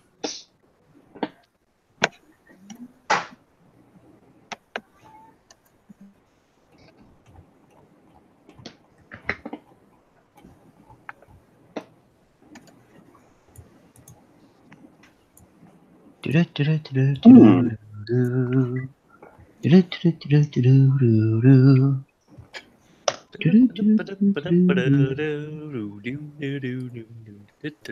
so what's next? What do we want to talk about? Slowed. No! Load. Load. A sea slode. I have not dissected a creature in such an exceedingly long unit of temporal measurement. Oh, God. That doesn't make anyone else super angry. Like, All right, please no, because I haven't played Somerset yet. Okay. Like, I don't know if that's something from Somerset. I assume it yes, is because but sea slodes. I'll let you find out on your own. Thank you. I'll probably find out on Saturday. That reminds me, I need to crank it into overtime with the Ordinary Dominion quest line because I just started on a pact. I fully intend to finish everything before Saturday, because Saturday is the 15th, the start of the New Life Festival, when I'll be able to get my free Indrik mount and immediately go to Somerset. Yes. And I don't want to do Somerset until I finished the Ordinary Dominion quest line, just because I feel like it would be fitting to do that. What else have you? Have you done the DLCs as well? I have done Morrowind. I played Clockwork City on a different character. I do not actually own it. Oh, I okay. got it during the whole free week of ESO Plus. Yeah, I would play through Clockwork City and maybe Well, Clockwork Cold City is Harbor as well if you can. chronologically right before Somerset. Yeah, as long as you get that one finished and Yeah, and I and have Cold finished Harbor that one, so too. I I know wouldn't say it's what- too important, but it will give you the full impact of why Somerset is just gives you a punch right in the feels. Yeah. Yeah. Actually, honestly, Clockwork City led to something very funny because Clockwork City is it's seemingly the first time you see what happens when a member of the tribunal has to deal with a Daedric prince and what happens when they're just fed up with dealing with them. You see that in the books sometimes. Yeah, but that's the thing. There's a difference between seeing it in books and seeing it for yourself. Whenever I finished Clockwork City, I went on this like really long, like, you ever seen the Pepe Sylvia thing from Always Sunny? That was It's been me. a long time Well, since just I've seen like Always it's Sunny. just me going on an insane rant, not like a good or bad. I was just like, I was Just a rant. yeah, I was just like, I guess, talking about all the things yeah, there's no Pepe Sylvia. I just went on this really insane explanation that I had learned, and all of my friends left me and got tired of my shit. Yeah, it was interesting because it just unlocked so much for me to just like talk about like a madman. The Vardenfell was okay. I liked it, but Clockwork City was pretty good. I actually really I enjoyed can it. say right now, Clockwork City is way better than Vardenfell. Yeah, I didn't really like the Vardenfell that much. I had a lot of things to say about it, but I had a lot of things to say about Clockwork City, but it was just because I had a lot to work off of. Like I went on all of these tinfoil hat rants about just the Clockwork City in general, and so the still, because that's one of my favorite Elder Scrolls characters. So of course, and then Somerset was also The pretty. only member of the tribunal who isn't an asshole. What? No, he's kind of a jerk. Yeah, Well, no, he's still. He's the least asshole out of all of them. I just stand Except- really hard with Sosa Still being the proper ADD reference that I need in fiction. Yeah. I feel like Shea Yeah, Gorath that's could have given you that. 100% correct. Yeah. Didn't Shea Gorath have given you that? No, I mean, like, Sofa Still is simultaneously someone who's like a genius, but also can't focus on things for very long at the same time. And the fact that he has Yeah, this, if he doesn't complete predictive something knowledge. fast enough, it just falls to the wayside. I Yeah. have ADHD, so I completely understand that feeling. Yeah. The only problem is the difference between Sota Seal and I is the fact that I'll have unerring energy for way longer. See, I don't get that. I just have straight up ADD. So like I have all these glorious projects that I start, and like I can even take a screenshot of like this Google document like insanity that I'm working with right now. And I never finish anything. I just leave everything half finished, and like I've even made like mods. I've made mods from other games in Skyrim, and I've just posted a lot of just like, oh, here's the thing I made, and I just post it. I usually end up not working with it, where people have to message me and say, hey, can I finish this? I'm like, yeah, it's fine. I don't care. Like, do the things that I can't do because I cannot focus on this. But yeah, I love his portrayal in ESO. I know a lot of people don't like it, and that's fine. They're wrong, but He doesn't care. It's okay to But, be wrong. yeah, it's okay to be wrong. And I really loved Sothastil and the Scribe too. That book was amazing because to me it felt like it comes from the point of view of someone who's a dev who really likes the character, who's just kind of fretting about their decisions and writing him. And it's very interpretive, so that's just my interpretation of it. Actually, I noticed something kind of interesting when I had finally decided, you know what, I'll go into the Imperial City, I'll see what's there. And I met the Dragon of Blades. or the Drake of Blades. And I don't mean this in any sort of insulting way, but she seems autistic. Like there was supposed to be an autistic character in the Imperial City, like a canonical. that's what she seems like, especially like. I'm only saying this because of the way she talks and her mannerisms, and one of the things that she'll often say is that she's just kind of has trouble understanding emotions. Like she has trouble understanding what your facial expression is supposed to mean. Yeah, I like that though. I like that character. The ESO, like the writers for their, I mean, like I don't know who's specifically in charge of what, but I've been really impressed by how they handle representation in general. Yeah.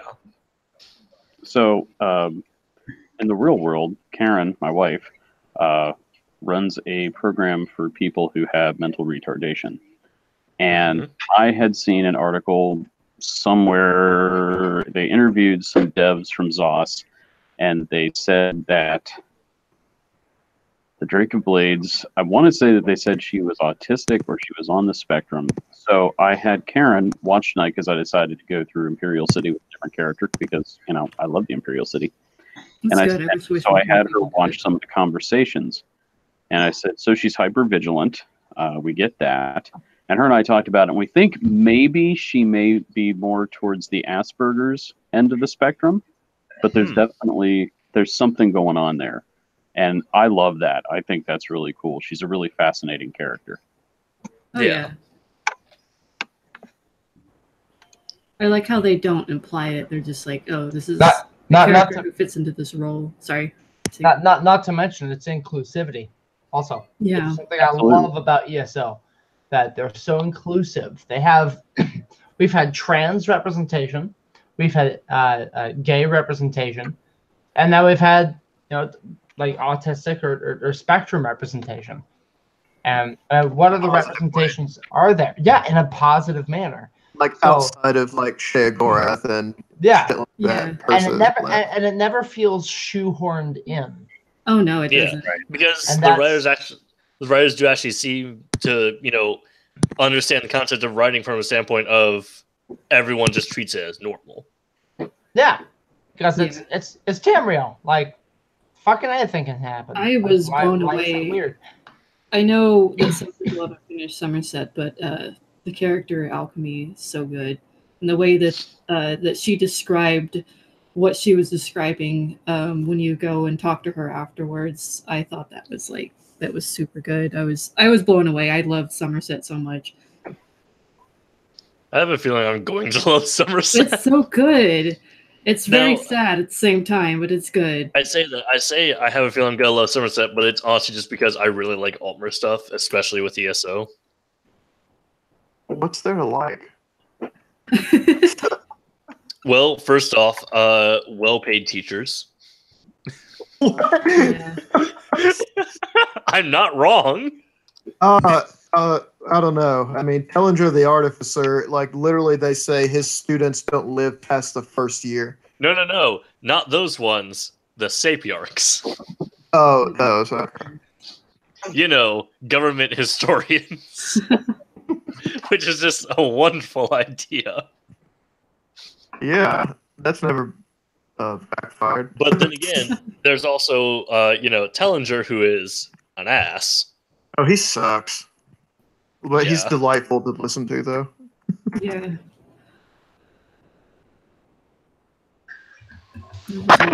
Out already. There's also the fact that, at least in ESO, Altmer they aren't what they are presented as in Skyrim. So that's good. Like, you mean they're not the worst things to ever walk the face of Tamriel? Yeah, because it's really dumb when someone tries to pull the whole D&D Drow concept of, let's make an entire race that's just evil. Yeah. They're just very persnickety and very traditional. Yeah. But even... They love their aesthetics. Someone had... When we brought up the... in the Dream Sleep, when we brought up the quest in Green Shade, where you... help an old gay Bosmer couple find peace at the end. Yeah. someone had talked about how they felt like the only people you would really see who are against same-sex couples would be like traditionalist Altmer and Red Guards. That was me and Dunman. Yeah, but then there's the fact that I found like 3 separate same-sex couples, and they're all Mer, and one of them is an Altmer married to a Bossmer. So it makes me think. Those were just guesses on my part because I have not played all of those regions. Yeah. Well, Alchemy states that, and I'm keeping this like, I'm keeping it spoiled. As vague as possible. Yeah. Thanks. So Alchemy basically says that there are things that are a little more subtle in Altmer society, while you have Argonian society, and they are literally like, "Hey, just change your gender when you feel like it, because it's kind of cool." Well, the Hiss decides that you must change your gender, and that then leads to the very unfortunate quest where you meet a guy who was once a girl, and she wanted to have a mate. Yeah. And unfortunately, that mate became a girl before she could express her love. So now it's like, oh crap! Well, we can't really be my mate now because now we can't have kids. Then she gets turned into a guy, and he's like, oh great, well, I don't know. And then you finally come up to him, and he's like, oh sweet. Unfortunately, she turned into a guy like last week. Well, like the explanation for that was, oh, I just thought we'd make like good kids. I mean, there's no chemistry between us. Yeah. Like, we're just gonna make let us attractive erect the babies. spine That of procreation. was my friend is really into Argonian lore, and when I was playing the entire thing, I was like, hey, these guys say the word erect way too much. Yeah, well, listen. You are erecting the spine of apprehension right now. I am erecting the spine of apprehension.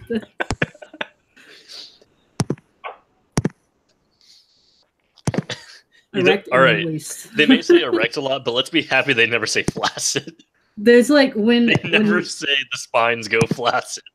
Flaccid tails. They say flaccid tails. Oh yeah. When Argonians whenever they were first learning Tamriel, like they're just like, huh, these two phrases seem to make the other denizens of the world very uncomfortable. What should we do about it? Let's keep doing it. Keep doing it.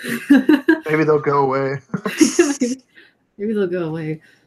Yeah, I have to say, Murkmire is one of my favorite DLCs. That's really good. For it ESO. is fantastic. I'm not. I was thinking about this today, and I'm not sure what my favorite is because I really, really love Rothgar.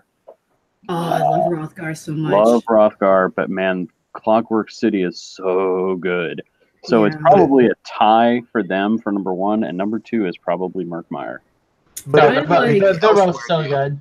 They're so good. I like Murkmire because I was kind of like, after playing Somerset, well, I mean, because ESO or Clockwork City ends on a very somber note, and Somerset even more. It ends on a very somber note that's very much pushing you towards, hey, you should do that next quest. Yeah, come on. But Murkmire like actually had a very like good ending. Like it was very. Yeah.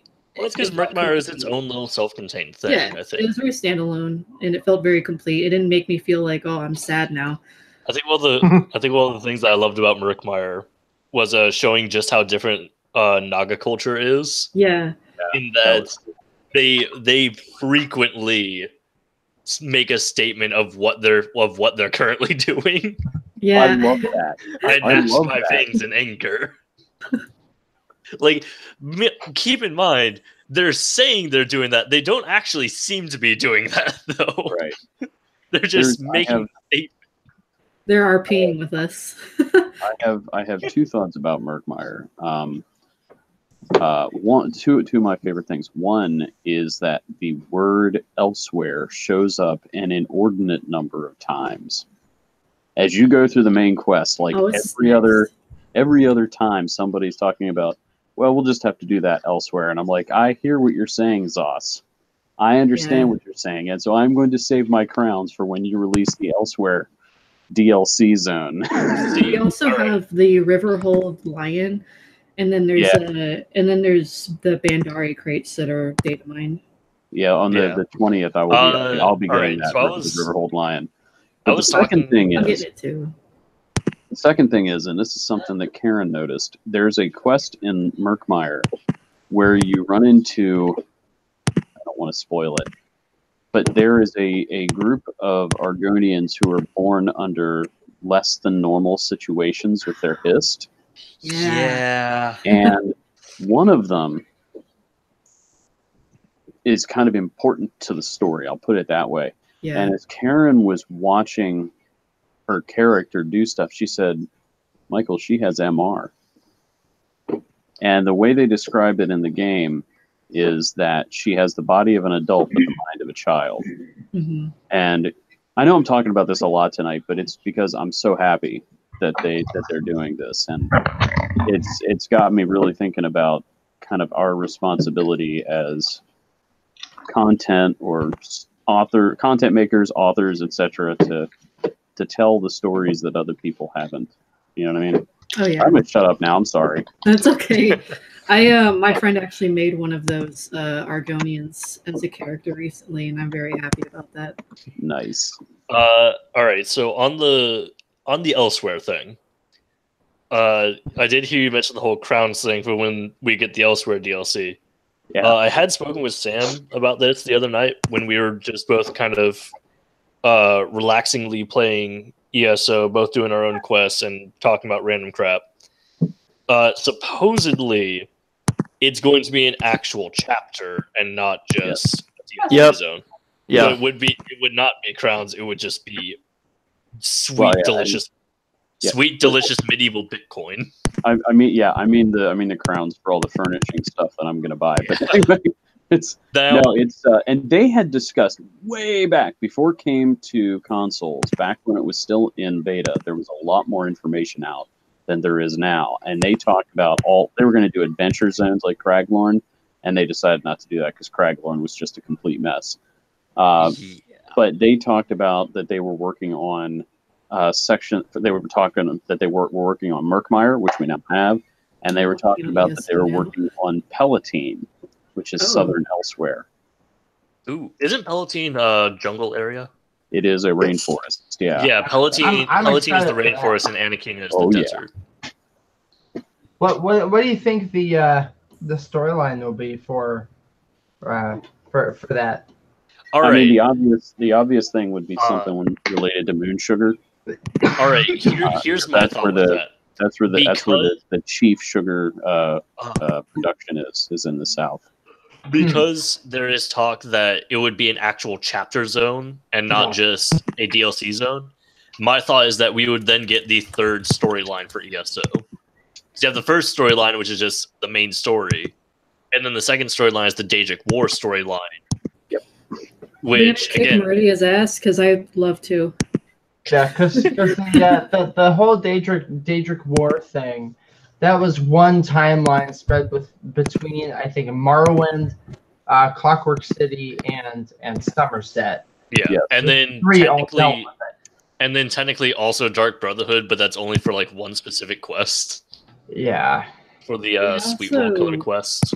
Still owe Cloacus Vial a favor, which is kind of unsettling. Ugh. That's gonna be fun. One thing I am actually kind of looking forward to, because obviously, like, ZOS has shown that they like going to great lengths to make sure things are lore friendly and awesome.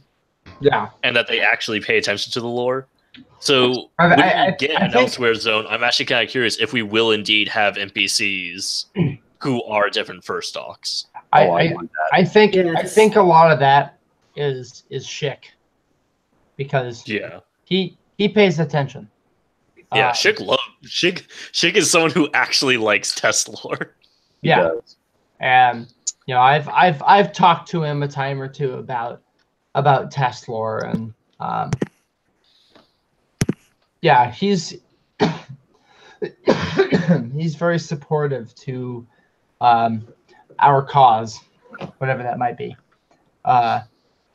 So he can't tell me anything substantial because of like contractual obligations, but right, he's one of us. Nice.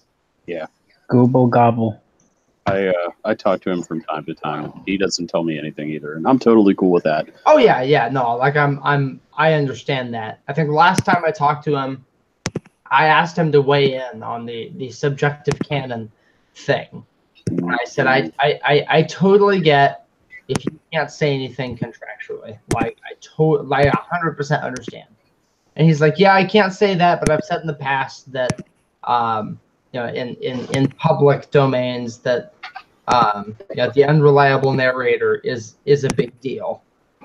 And so that, to me, I interpreted that as, yes, lore is subjective.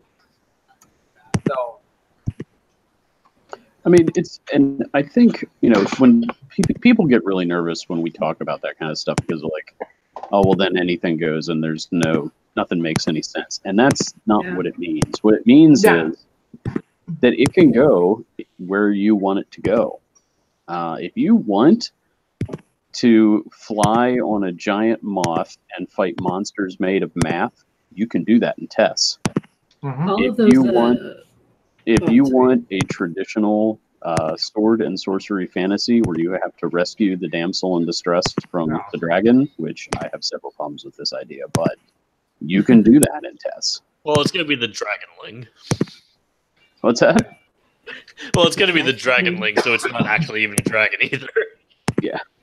Technically, it's like all of the horrible Oblivion characters that people made just for the fun of it. Like, those are all in their own separate Kalpa and have existed at some point, like in their own separate coda, in their own separate Kalpa. It's really funny.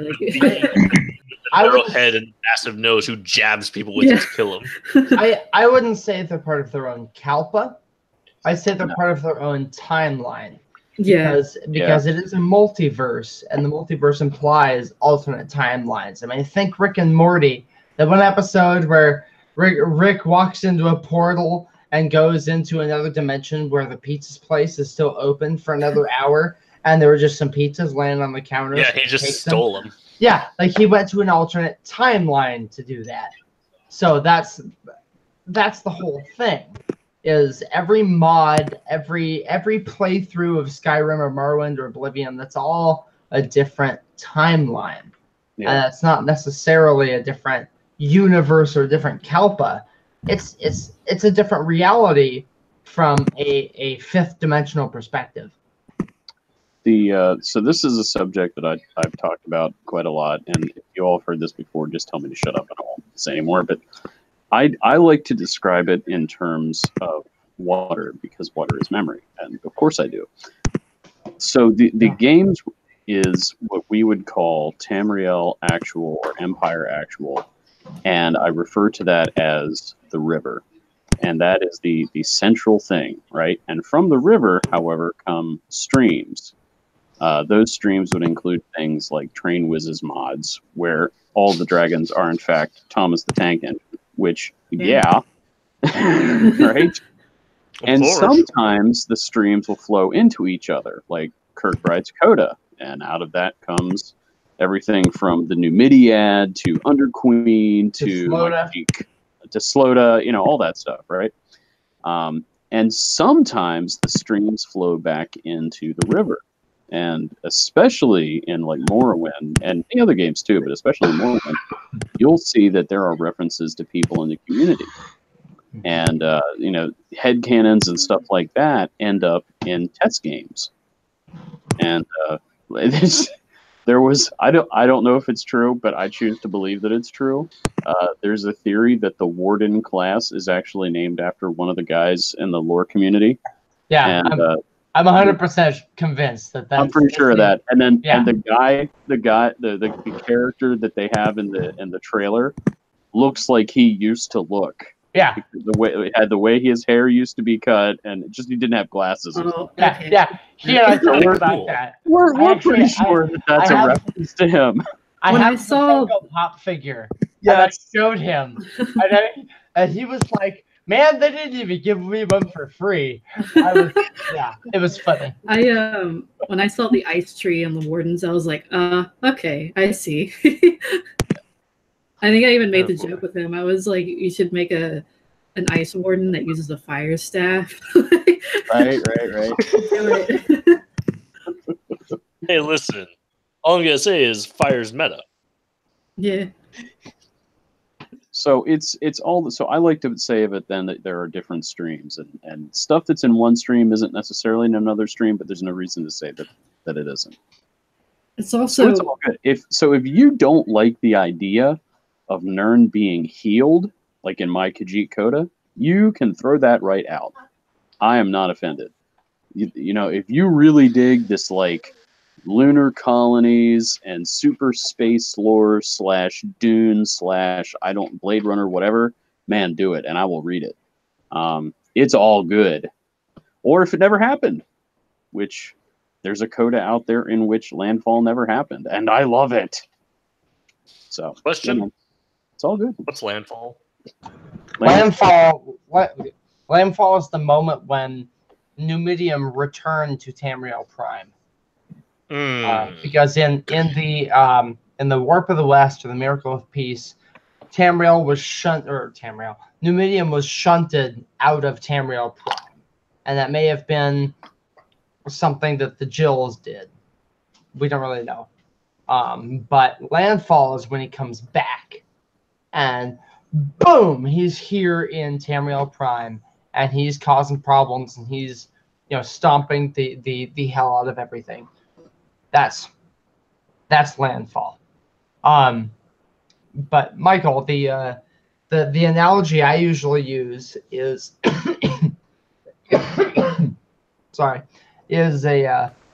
I refer to lore as like a supermarket. I say you go into the supermarket and you walk down the aisles.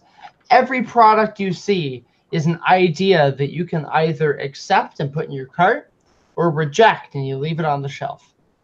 And so every individual shopper in that supermarket is going to have a different composition to the contents of their shopping cart.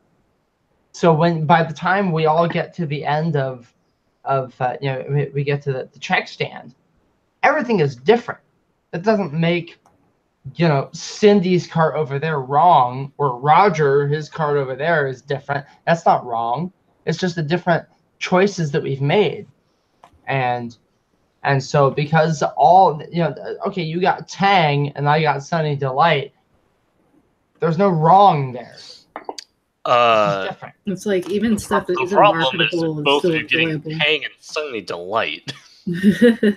Well, I like Sunny Delight. Listen, just be a man and get some oranges and make your own orange juice. I punched them. Yes. Yeah. That's different. Yeah. Oh, fresh squeezed orange juice. Yeah, I've Eat had your heart out, that Florida. that argument with people several times, especially whenever Coda first came out. Like one of my really good friends that I had known for a while, and like she and I had played Morrowind like when it first came out, and she didn't really like Coda because it was like, okay, the idea that anything can happen, or I think it was just it wasn't so much that she disliked the idea of Coda, she just didn't like Kirkbride's Coda. And I was like, yeah, that's fine. It's just his personal Coda. The Dunmurphy fiction. Yeah, then reject it. No one's stopping you. And so she kind of like wrote her own, and I was like, that's exactly what you're supposed to do. That was the whole point of it. But that, and it's also like whenever Coda came out was kind of when I drifted away from a lot of the discussions, especially like on Tumblr and whatnot, is because people somehow, instead of being united by this concept, became more adverse toward each other, because I think they didn't quite understand the point of it. Yeah. So I would get in these, or I would just like see these arguments and conversations between people like arguing about what is canon, and it would be between two like really respectable ideas, and there would be a lot of people who would get driven out of these communities because they're like, oh, I guess I just don't know anything, or they would see these groups and be like, yeah, I don't know about enough about Test lore to seem like intelligent in these conversations. I'm like, well, no, that's not the point. Like, no one's supposed to be driving you away from something that you want to learn more about. Well, the bit that gets my goat is when people are like, they act like Coda is not deeper than they think it is. Yeah. You know what I'm saying? They act like it's trying to be deep. Or Yeah. it's Andrew, there's a small child standing behind yes, you. I know. He is holding a journal. Yeah, I know. Give me a second. But they say, oh, he's trying to sound smart or whatever. Yeah. That tells me, well, you're not smart enough to understand it. That's what you were communicating, because there is a point being made. If you can't figure that out, that's not their fault. That's yours. Yeah, he's funny. Oh man. I walked into my house in ESO and I realized I put the Molag Bal statue on top of the Vivek. Well, Put him right on top of my Christmas tree. Here we go. I still think one of the funniest tiny quests in ESO is the quest to just get your own house, to get a free house. I don't worship the Daedra. No, yeah, because she just says you don't worship Daedra, right? Yeah. And it's both fine. options are the exact same thing, but one of them is a lie, It's a lie. and they just don't care. My main is actually a canon character that was just mentioned once, and I was like, oh, that means I get to have him. He's an Aliad, and he's a cult leader of Hermaeus Mora. Are they a flesh sorcerer? No, he's not one of those Aliads, but I do have one of those Too Aliads. bad. I know, I do have one of those. All right, so that reminds me. In the glory that is the unofficial Elder Scrolls RPG and all their various rule books, there is a rule book that I believe is called The Mysteries of the Aliads, wherein it provides information for the following. The first is information for playing an Aliad, but the second is for the elite advance of being a pain sorcerer. And one of the things is that you can accumulate pain points by causing severe harm to enemies. And you can expend these points to cast pain sorcerer spells. One of them is a spell that I want to say like for an hour, your hand is completely dislodged from your arm. Like Nice. your forearm bones and your hand are no longer connected, and your forearm bones extend to be a blade. Now, here's the thing. If you screw up when casting the spell, instead your arm explodes. However, this spell can be cast on anyone, not just yourself. So you can indeed choose to just purposefully screw up the spell. That way you can cast it on enemy and force their arm to blow up. I like that.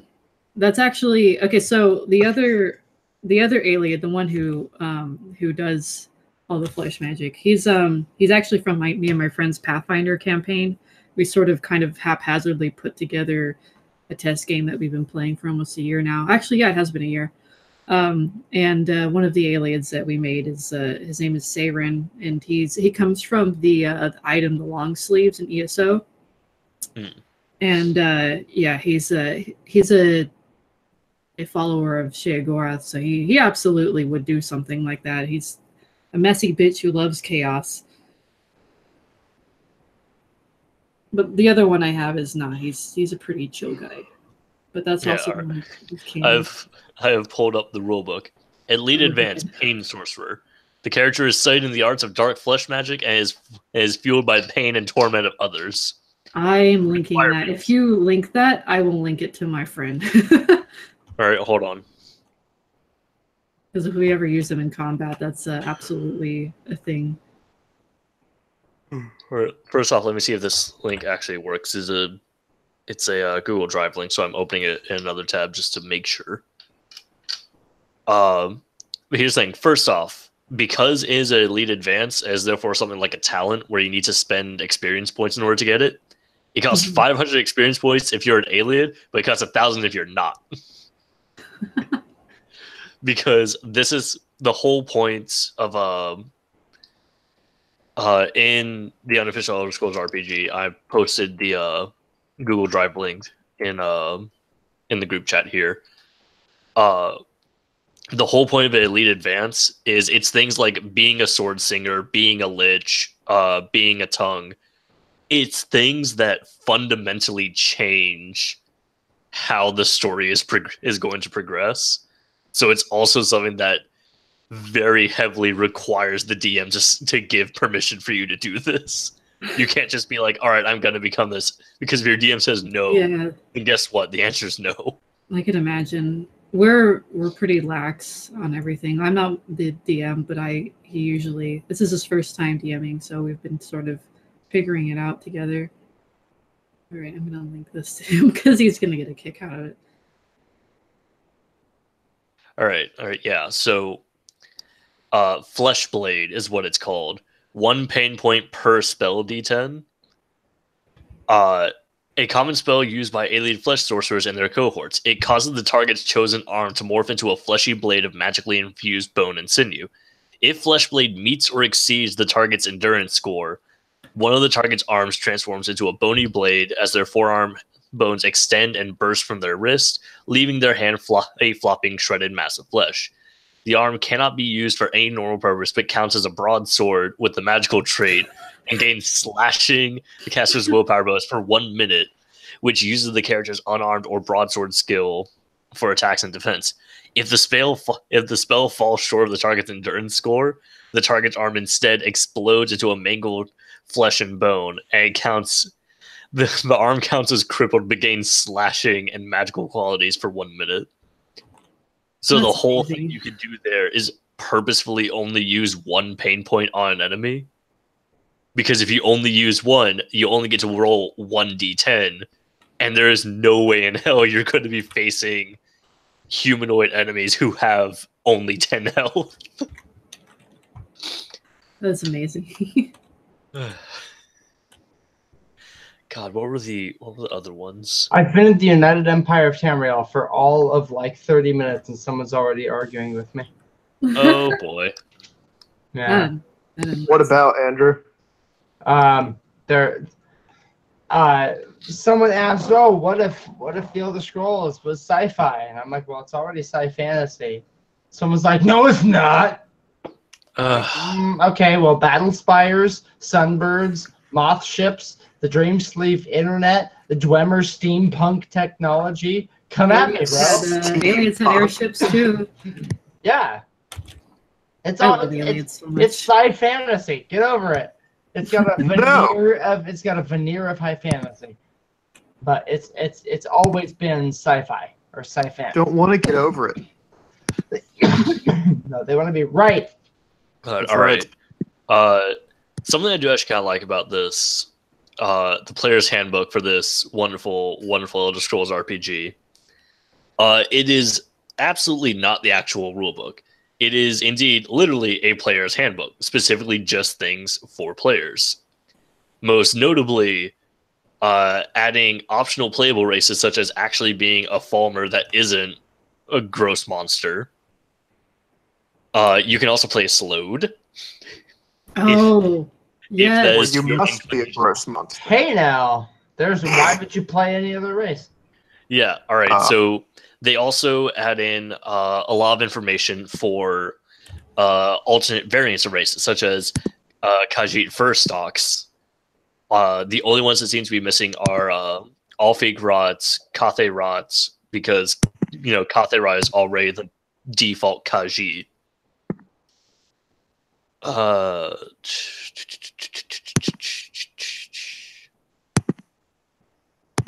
Yeah, I think they're also missing Suthe, maybe? They got Centrot? Yes, they do. You can indeed be a Sench, and it does make you count as quadrupedal. Good for them. Yeah. Also, all right, so here's a great thing. If you play as an Alfeek, you are a quadrupedal. You have Darksight, which, by the way, this game handles Darksight in a hilarious way. Because if you've ever played D&D or Pathfinder, if your character has dark vision, it's like you can see normally in the dark out to a certain distance, but then beyond that, it gets very difficult to see. No, Darksight. you could just see normally in total darkness. There is no distance limitation. But if you're an Alphig, you get the telepathy. You get the telepathy 3 trait. You can broadcast a complex sentence each round as a free action to anyone within willpower bonus times 100 meters. So if you have willpower of like 50, everyone within half a kilometer of you can hear a single sentence. You can also play a Malmer, which is kind of interesting. Why would anyone want to play a Malmer? Well, you get Power Well 5, so you get an extra 5 magic points. You can reroll any failed athletic test to swim. The Malmer Chameleon Skin, the Malmer will receive a +10 bonus to any stealth skill made to blend into their environment visually. Oh, and then racial. Sorceress Serpent Speech. Malmer can speak to and understand the speech of serpents, both land and sea. Of course they can. I have Filthy fish elves. my friend that Yeah. I play ESO with. She has 2 Malmer,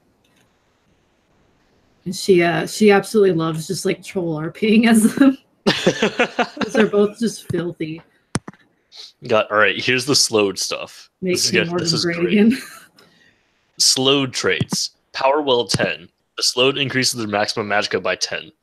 Racial. Corpulent. Slowed may never train or use the evade or acrobatic skill. Their agility may never exceed 20. Increase their hit points by 5.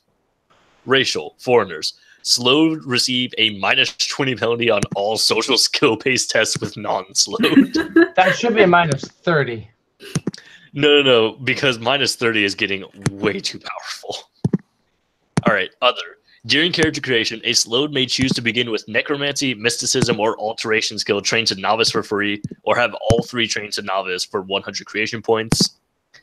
And then slowed characters are blessed with flawless memory, and they never need any kind of roll to remember anything they have seen or heard, and gain a +1 bonus degree of success on any successful lore test they make. Oh god. Let's see. For racial variants, the Bosmer have the unglamored variant. Bretons and Nords can both take on the Reachman variant. Dunmer can be Ashlanders. Redguards can choose between Crowns and Forebears. And here we get to racial talents. Because what is Tess if you don't have racial talents? Mhm. I actually used a few of those from. in Do our what? campaign. I used a few of those racial talents in our campaign as well. Ooh, nice.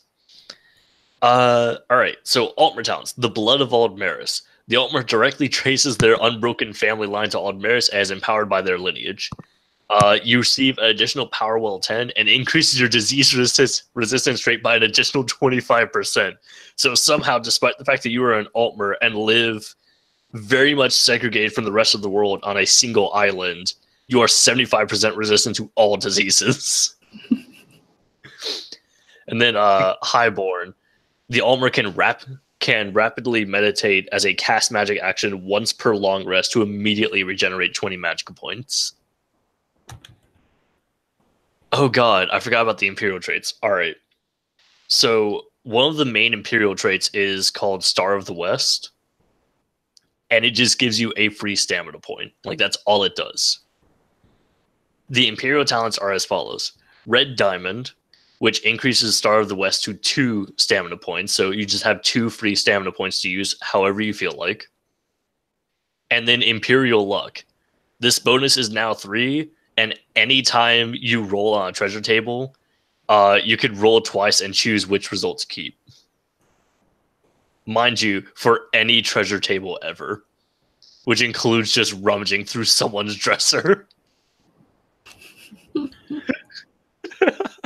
This is great. I play in the Pathfinder game right now. I've been playing my Breton Conjurer. She conjures Apocrypha things. And I'm basically rolling her like a summoner in Pathfinder. And she's just a scrawny little mage, but her Intimidate is like all the way up. Like, that's the only thing I put points into. Oh, no. Yeah. Oh, boy. She just gets angry and like everyone listens to her. God. Oh, yeah. the expanded races here, the Falmer, Malmer, and Slode and whatnot, also get talents. The Slode sounds are as follow: baleful bloating. The Slode is swollen with magicka and fat, lots of fat. The Slode increases their power will by +10 and gains +10 hit points to their HP maximum. And then meticulous planning. During a long rest, the Slode can prepare for all contingencies by rolling a number of D100s equal to their intelligence bonus. Record these results. Each of these numbers can be substituted out for the result of any test the Slode's targets or the Slode's attacker makes before the roll is made. After this number is used, cross it off, and that number can no longer be used during this preparation period. These numbers persist until the Slode uses all of them, or until they spend another long rest planning and generating a new batch of numbers. Remember, girth is synonymous with knowledge. Exactly. Filled to That the brim boys with knowledge. oozing, you might say. Oh, God. I'm Ah, gonna go to jeez. Stone Falls and see how cancer the chat is. It's usually Aradon's chat that is the most cancer, but lately it's been Stone It's Falls. the most cancer. Have See, you? I usually all right, listen to Aradon and just like listen to the or just read I've the run zone around chat. Oradon, but I guess I've just run around Oradon at weird times. It hasn't been Because I've weird never lately. gotten It's any of the cancer chat. It would always be like at most like someone just saying like, hey, press Y for dolmen group because Oradon's a good place for dolmens. But that was about it. there's been some interesting times. I mean, it hasn't been, but it really hasn't been that weird lately. It's Stonefalls and Murkmire have been kind of bad. God, no matter fun, what, like- I somehow always end up seeing it at least once a week of the guy who's asking for a male Khajiit to ERP with their male Altmer in zone think I've seen chats. that guy too. And no matter what, it's always like that. And they always say like, no vampires, but werewolves are okay. I'm just like, that blood. I don't. It's so weird. Okay, all right. Here's a cool Malmer talent: Serpent Sorcerer. The Malmer can, during a long rest, perform a ritual requiring 50 drakes of ritual ingredients and 30 magical points to attempt to permanently bind a snake or serpent-like creature to their will. At the conclusion of the ritual, the Malmer and the serpent make an opposed willpower test, where the Malmer scores an additional degree of success for every additional 30 magical points spent on the ritual beyond the first 30. If the Malmer is successful, the serpent is bound to the Malmer's will, and their minds effectively fused. The serpent becomes a creature under the Malmer's control and gains the bound trait. The Malmer gains the Mind Lock 1 trait and has direct control over the snake. That sounds dope.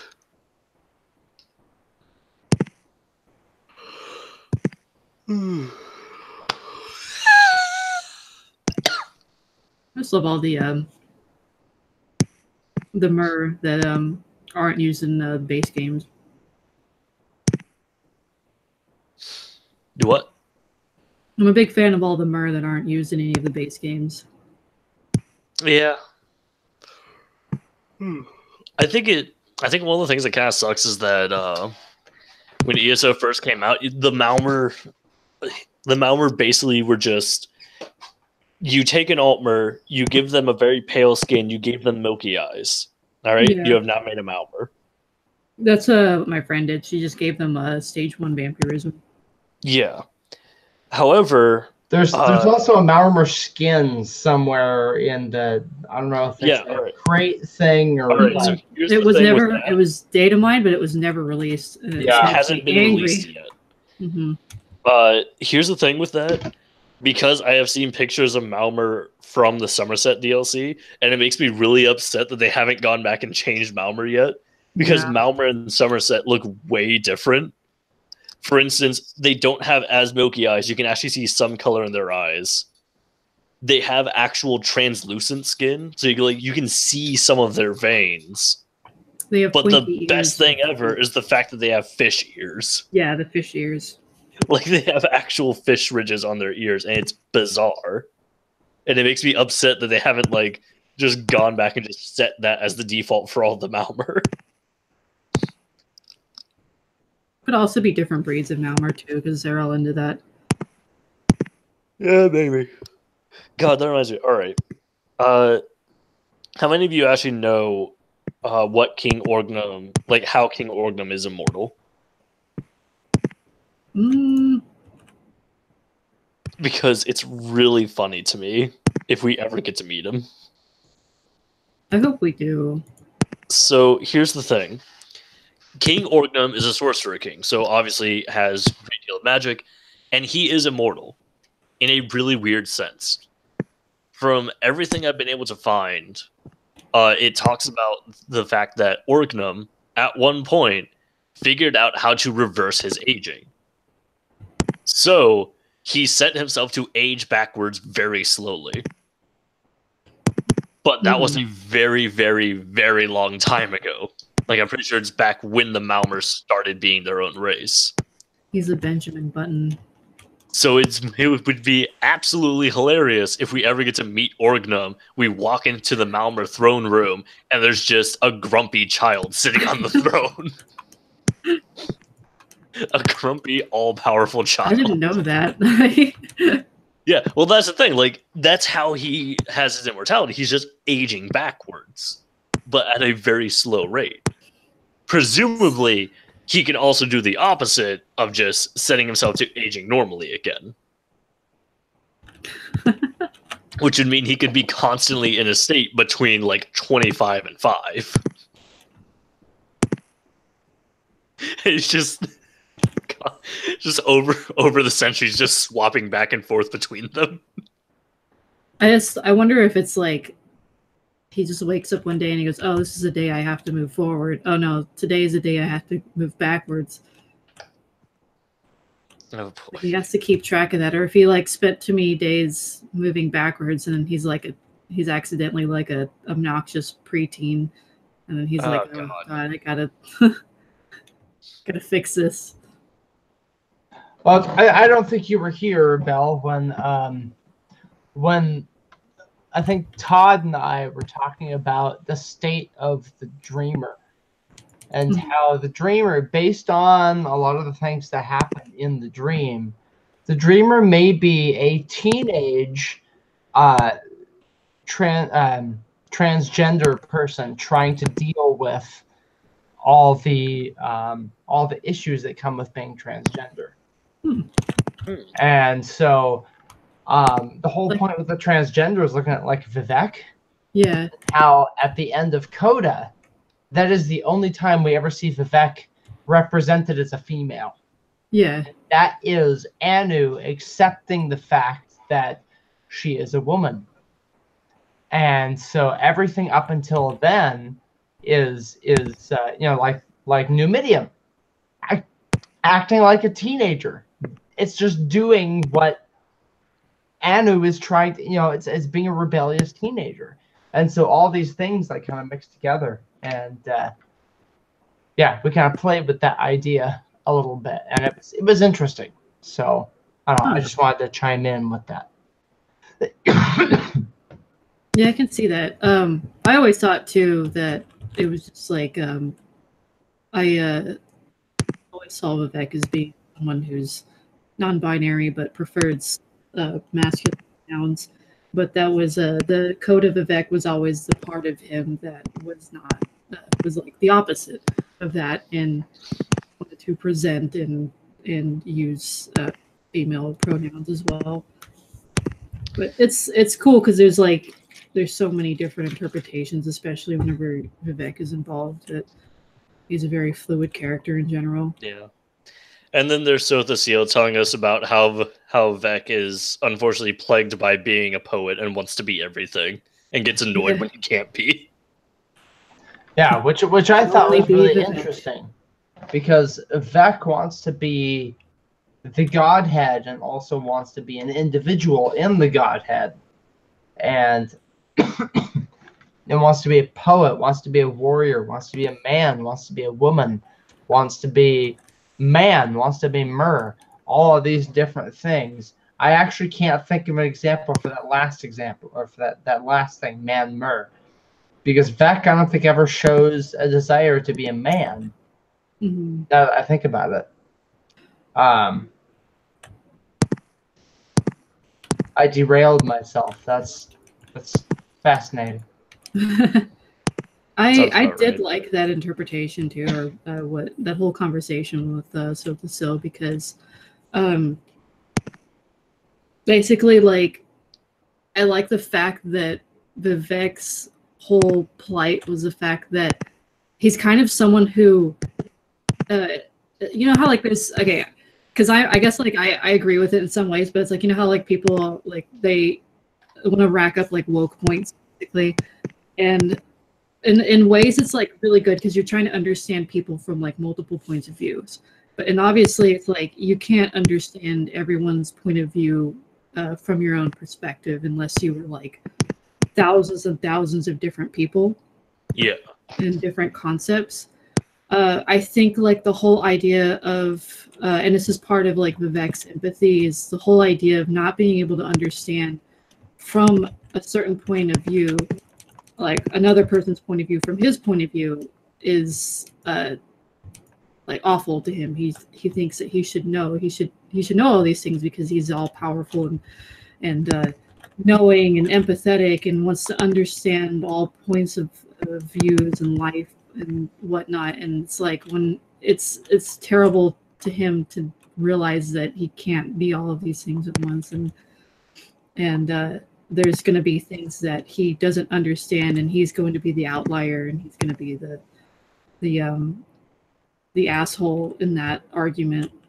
You know, it's kind of like he doesn't want to be dismissed, I guess, because of something that he is predisposed to being. But yeah, I thought that was my interpretation of that was like, yeah, he wants to be all of these things because like he just wants to understand it all, but it's impossible to. Even if you have achieved Kim.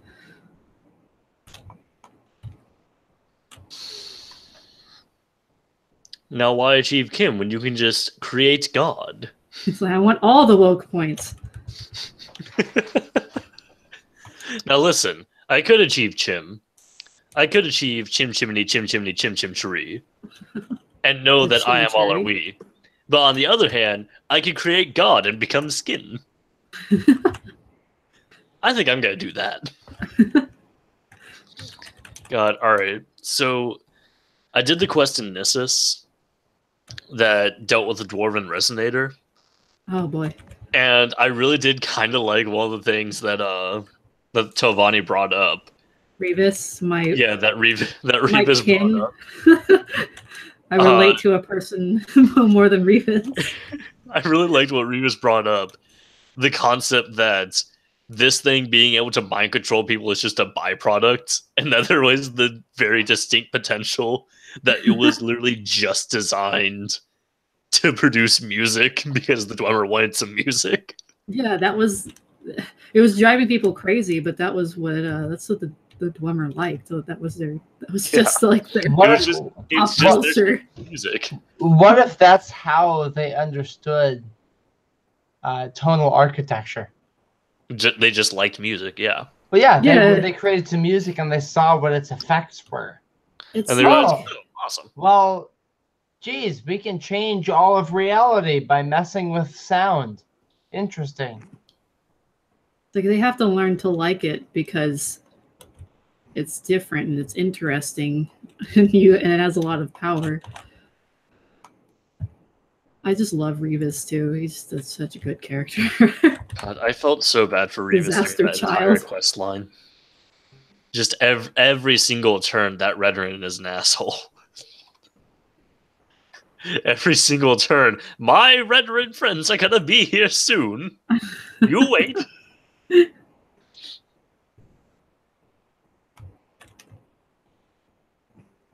Yeah, that sort of made the Vardenville story worth it. I also like the end part where You get to stand there with Vivek and hand everyone a piece of candy. Everyone gets one. God, that part was weird. It was. Like just Oh, did you notice how every time you did though, Vec's head went? yeah, boing? his would go. He would achieve enlightenment again, and then they achieve a small, tiny bit of enlightenment. Yeah, Right I behind think the I think it's a reference to the fire on his head. Yeah, I know. I was making a joke. Just handing out the piece of candies.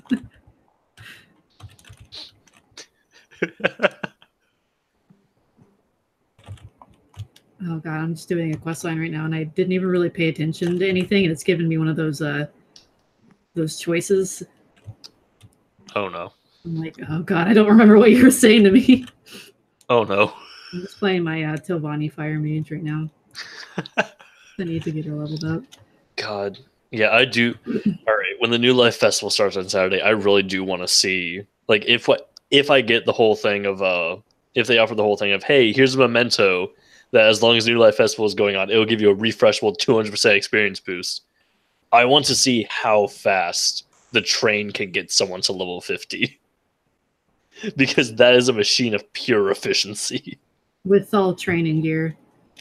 Yeah.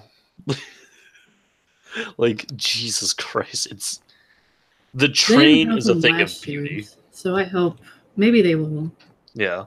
I know that in years past, one of the things with the Witch Mother was that like you had to actually go to the Witch Mother, drink the brew, and then leave. Yeah.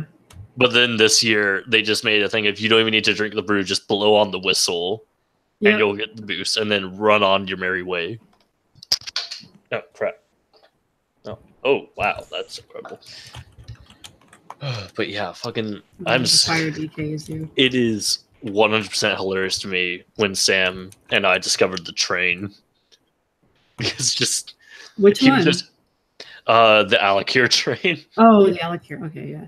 Yeah, just he was traveling through Alakir and he told me like come. I'm pretty sure he had told me like come join him on something, and I went over there. It was just like 50 people just traveling from anchor to anchor.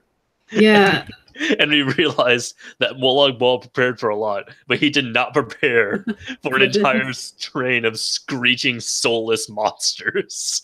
A lot of my friends have started recently playing this game, and so they just started with a bunch of characters, and I showed them how to do the Alakir train, and I just sort of logged off, and I came back in like I was going to work, and I logged back in. I saw that they started off at like level 20. And I come back and they're like level 45. Oh god! I'm like, yeah, so did you guys take any breaks? Yeah. Do you remember? I mean, here's the other thing.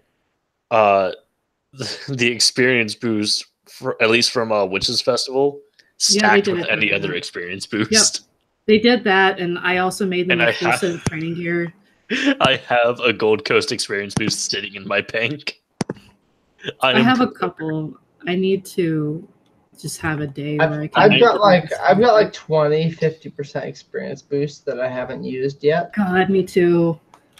And I used a bunch. I used all of my 150 and 100% boost. You should have gotten a new one yesterday. I think. Well, I probably did. Yeah. I used them all on my Warden, though. I made a magical Warden. That's pretty fun. It's all ice based. It's a Vish Khalil Argonian, so it's one of the ghost people. So all right. The scales are all white and basically a necromancer.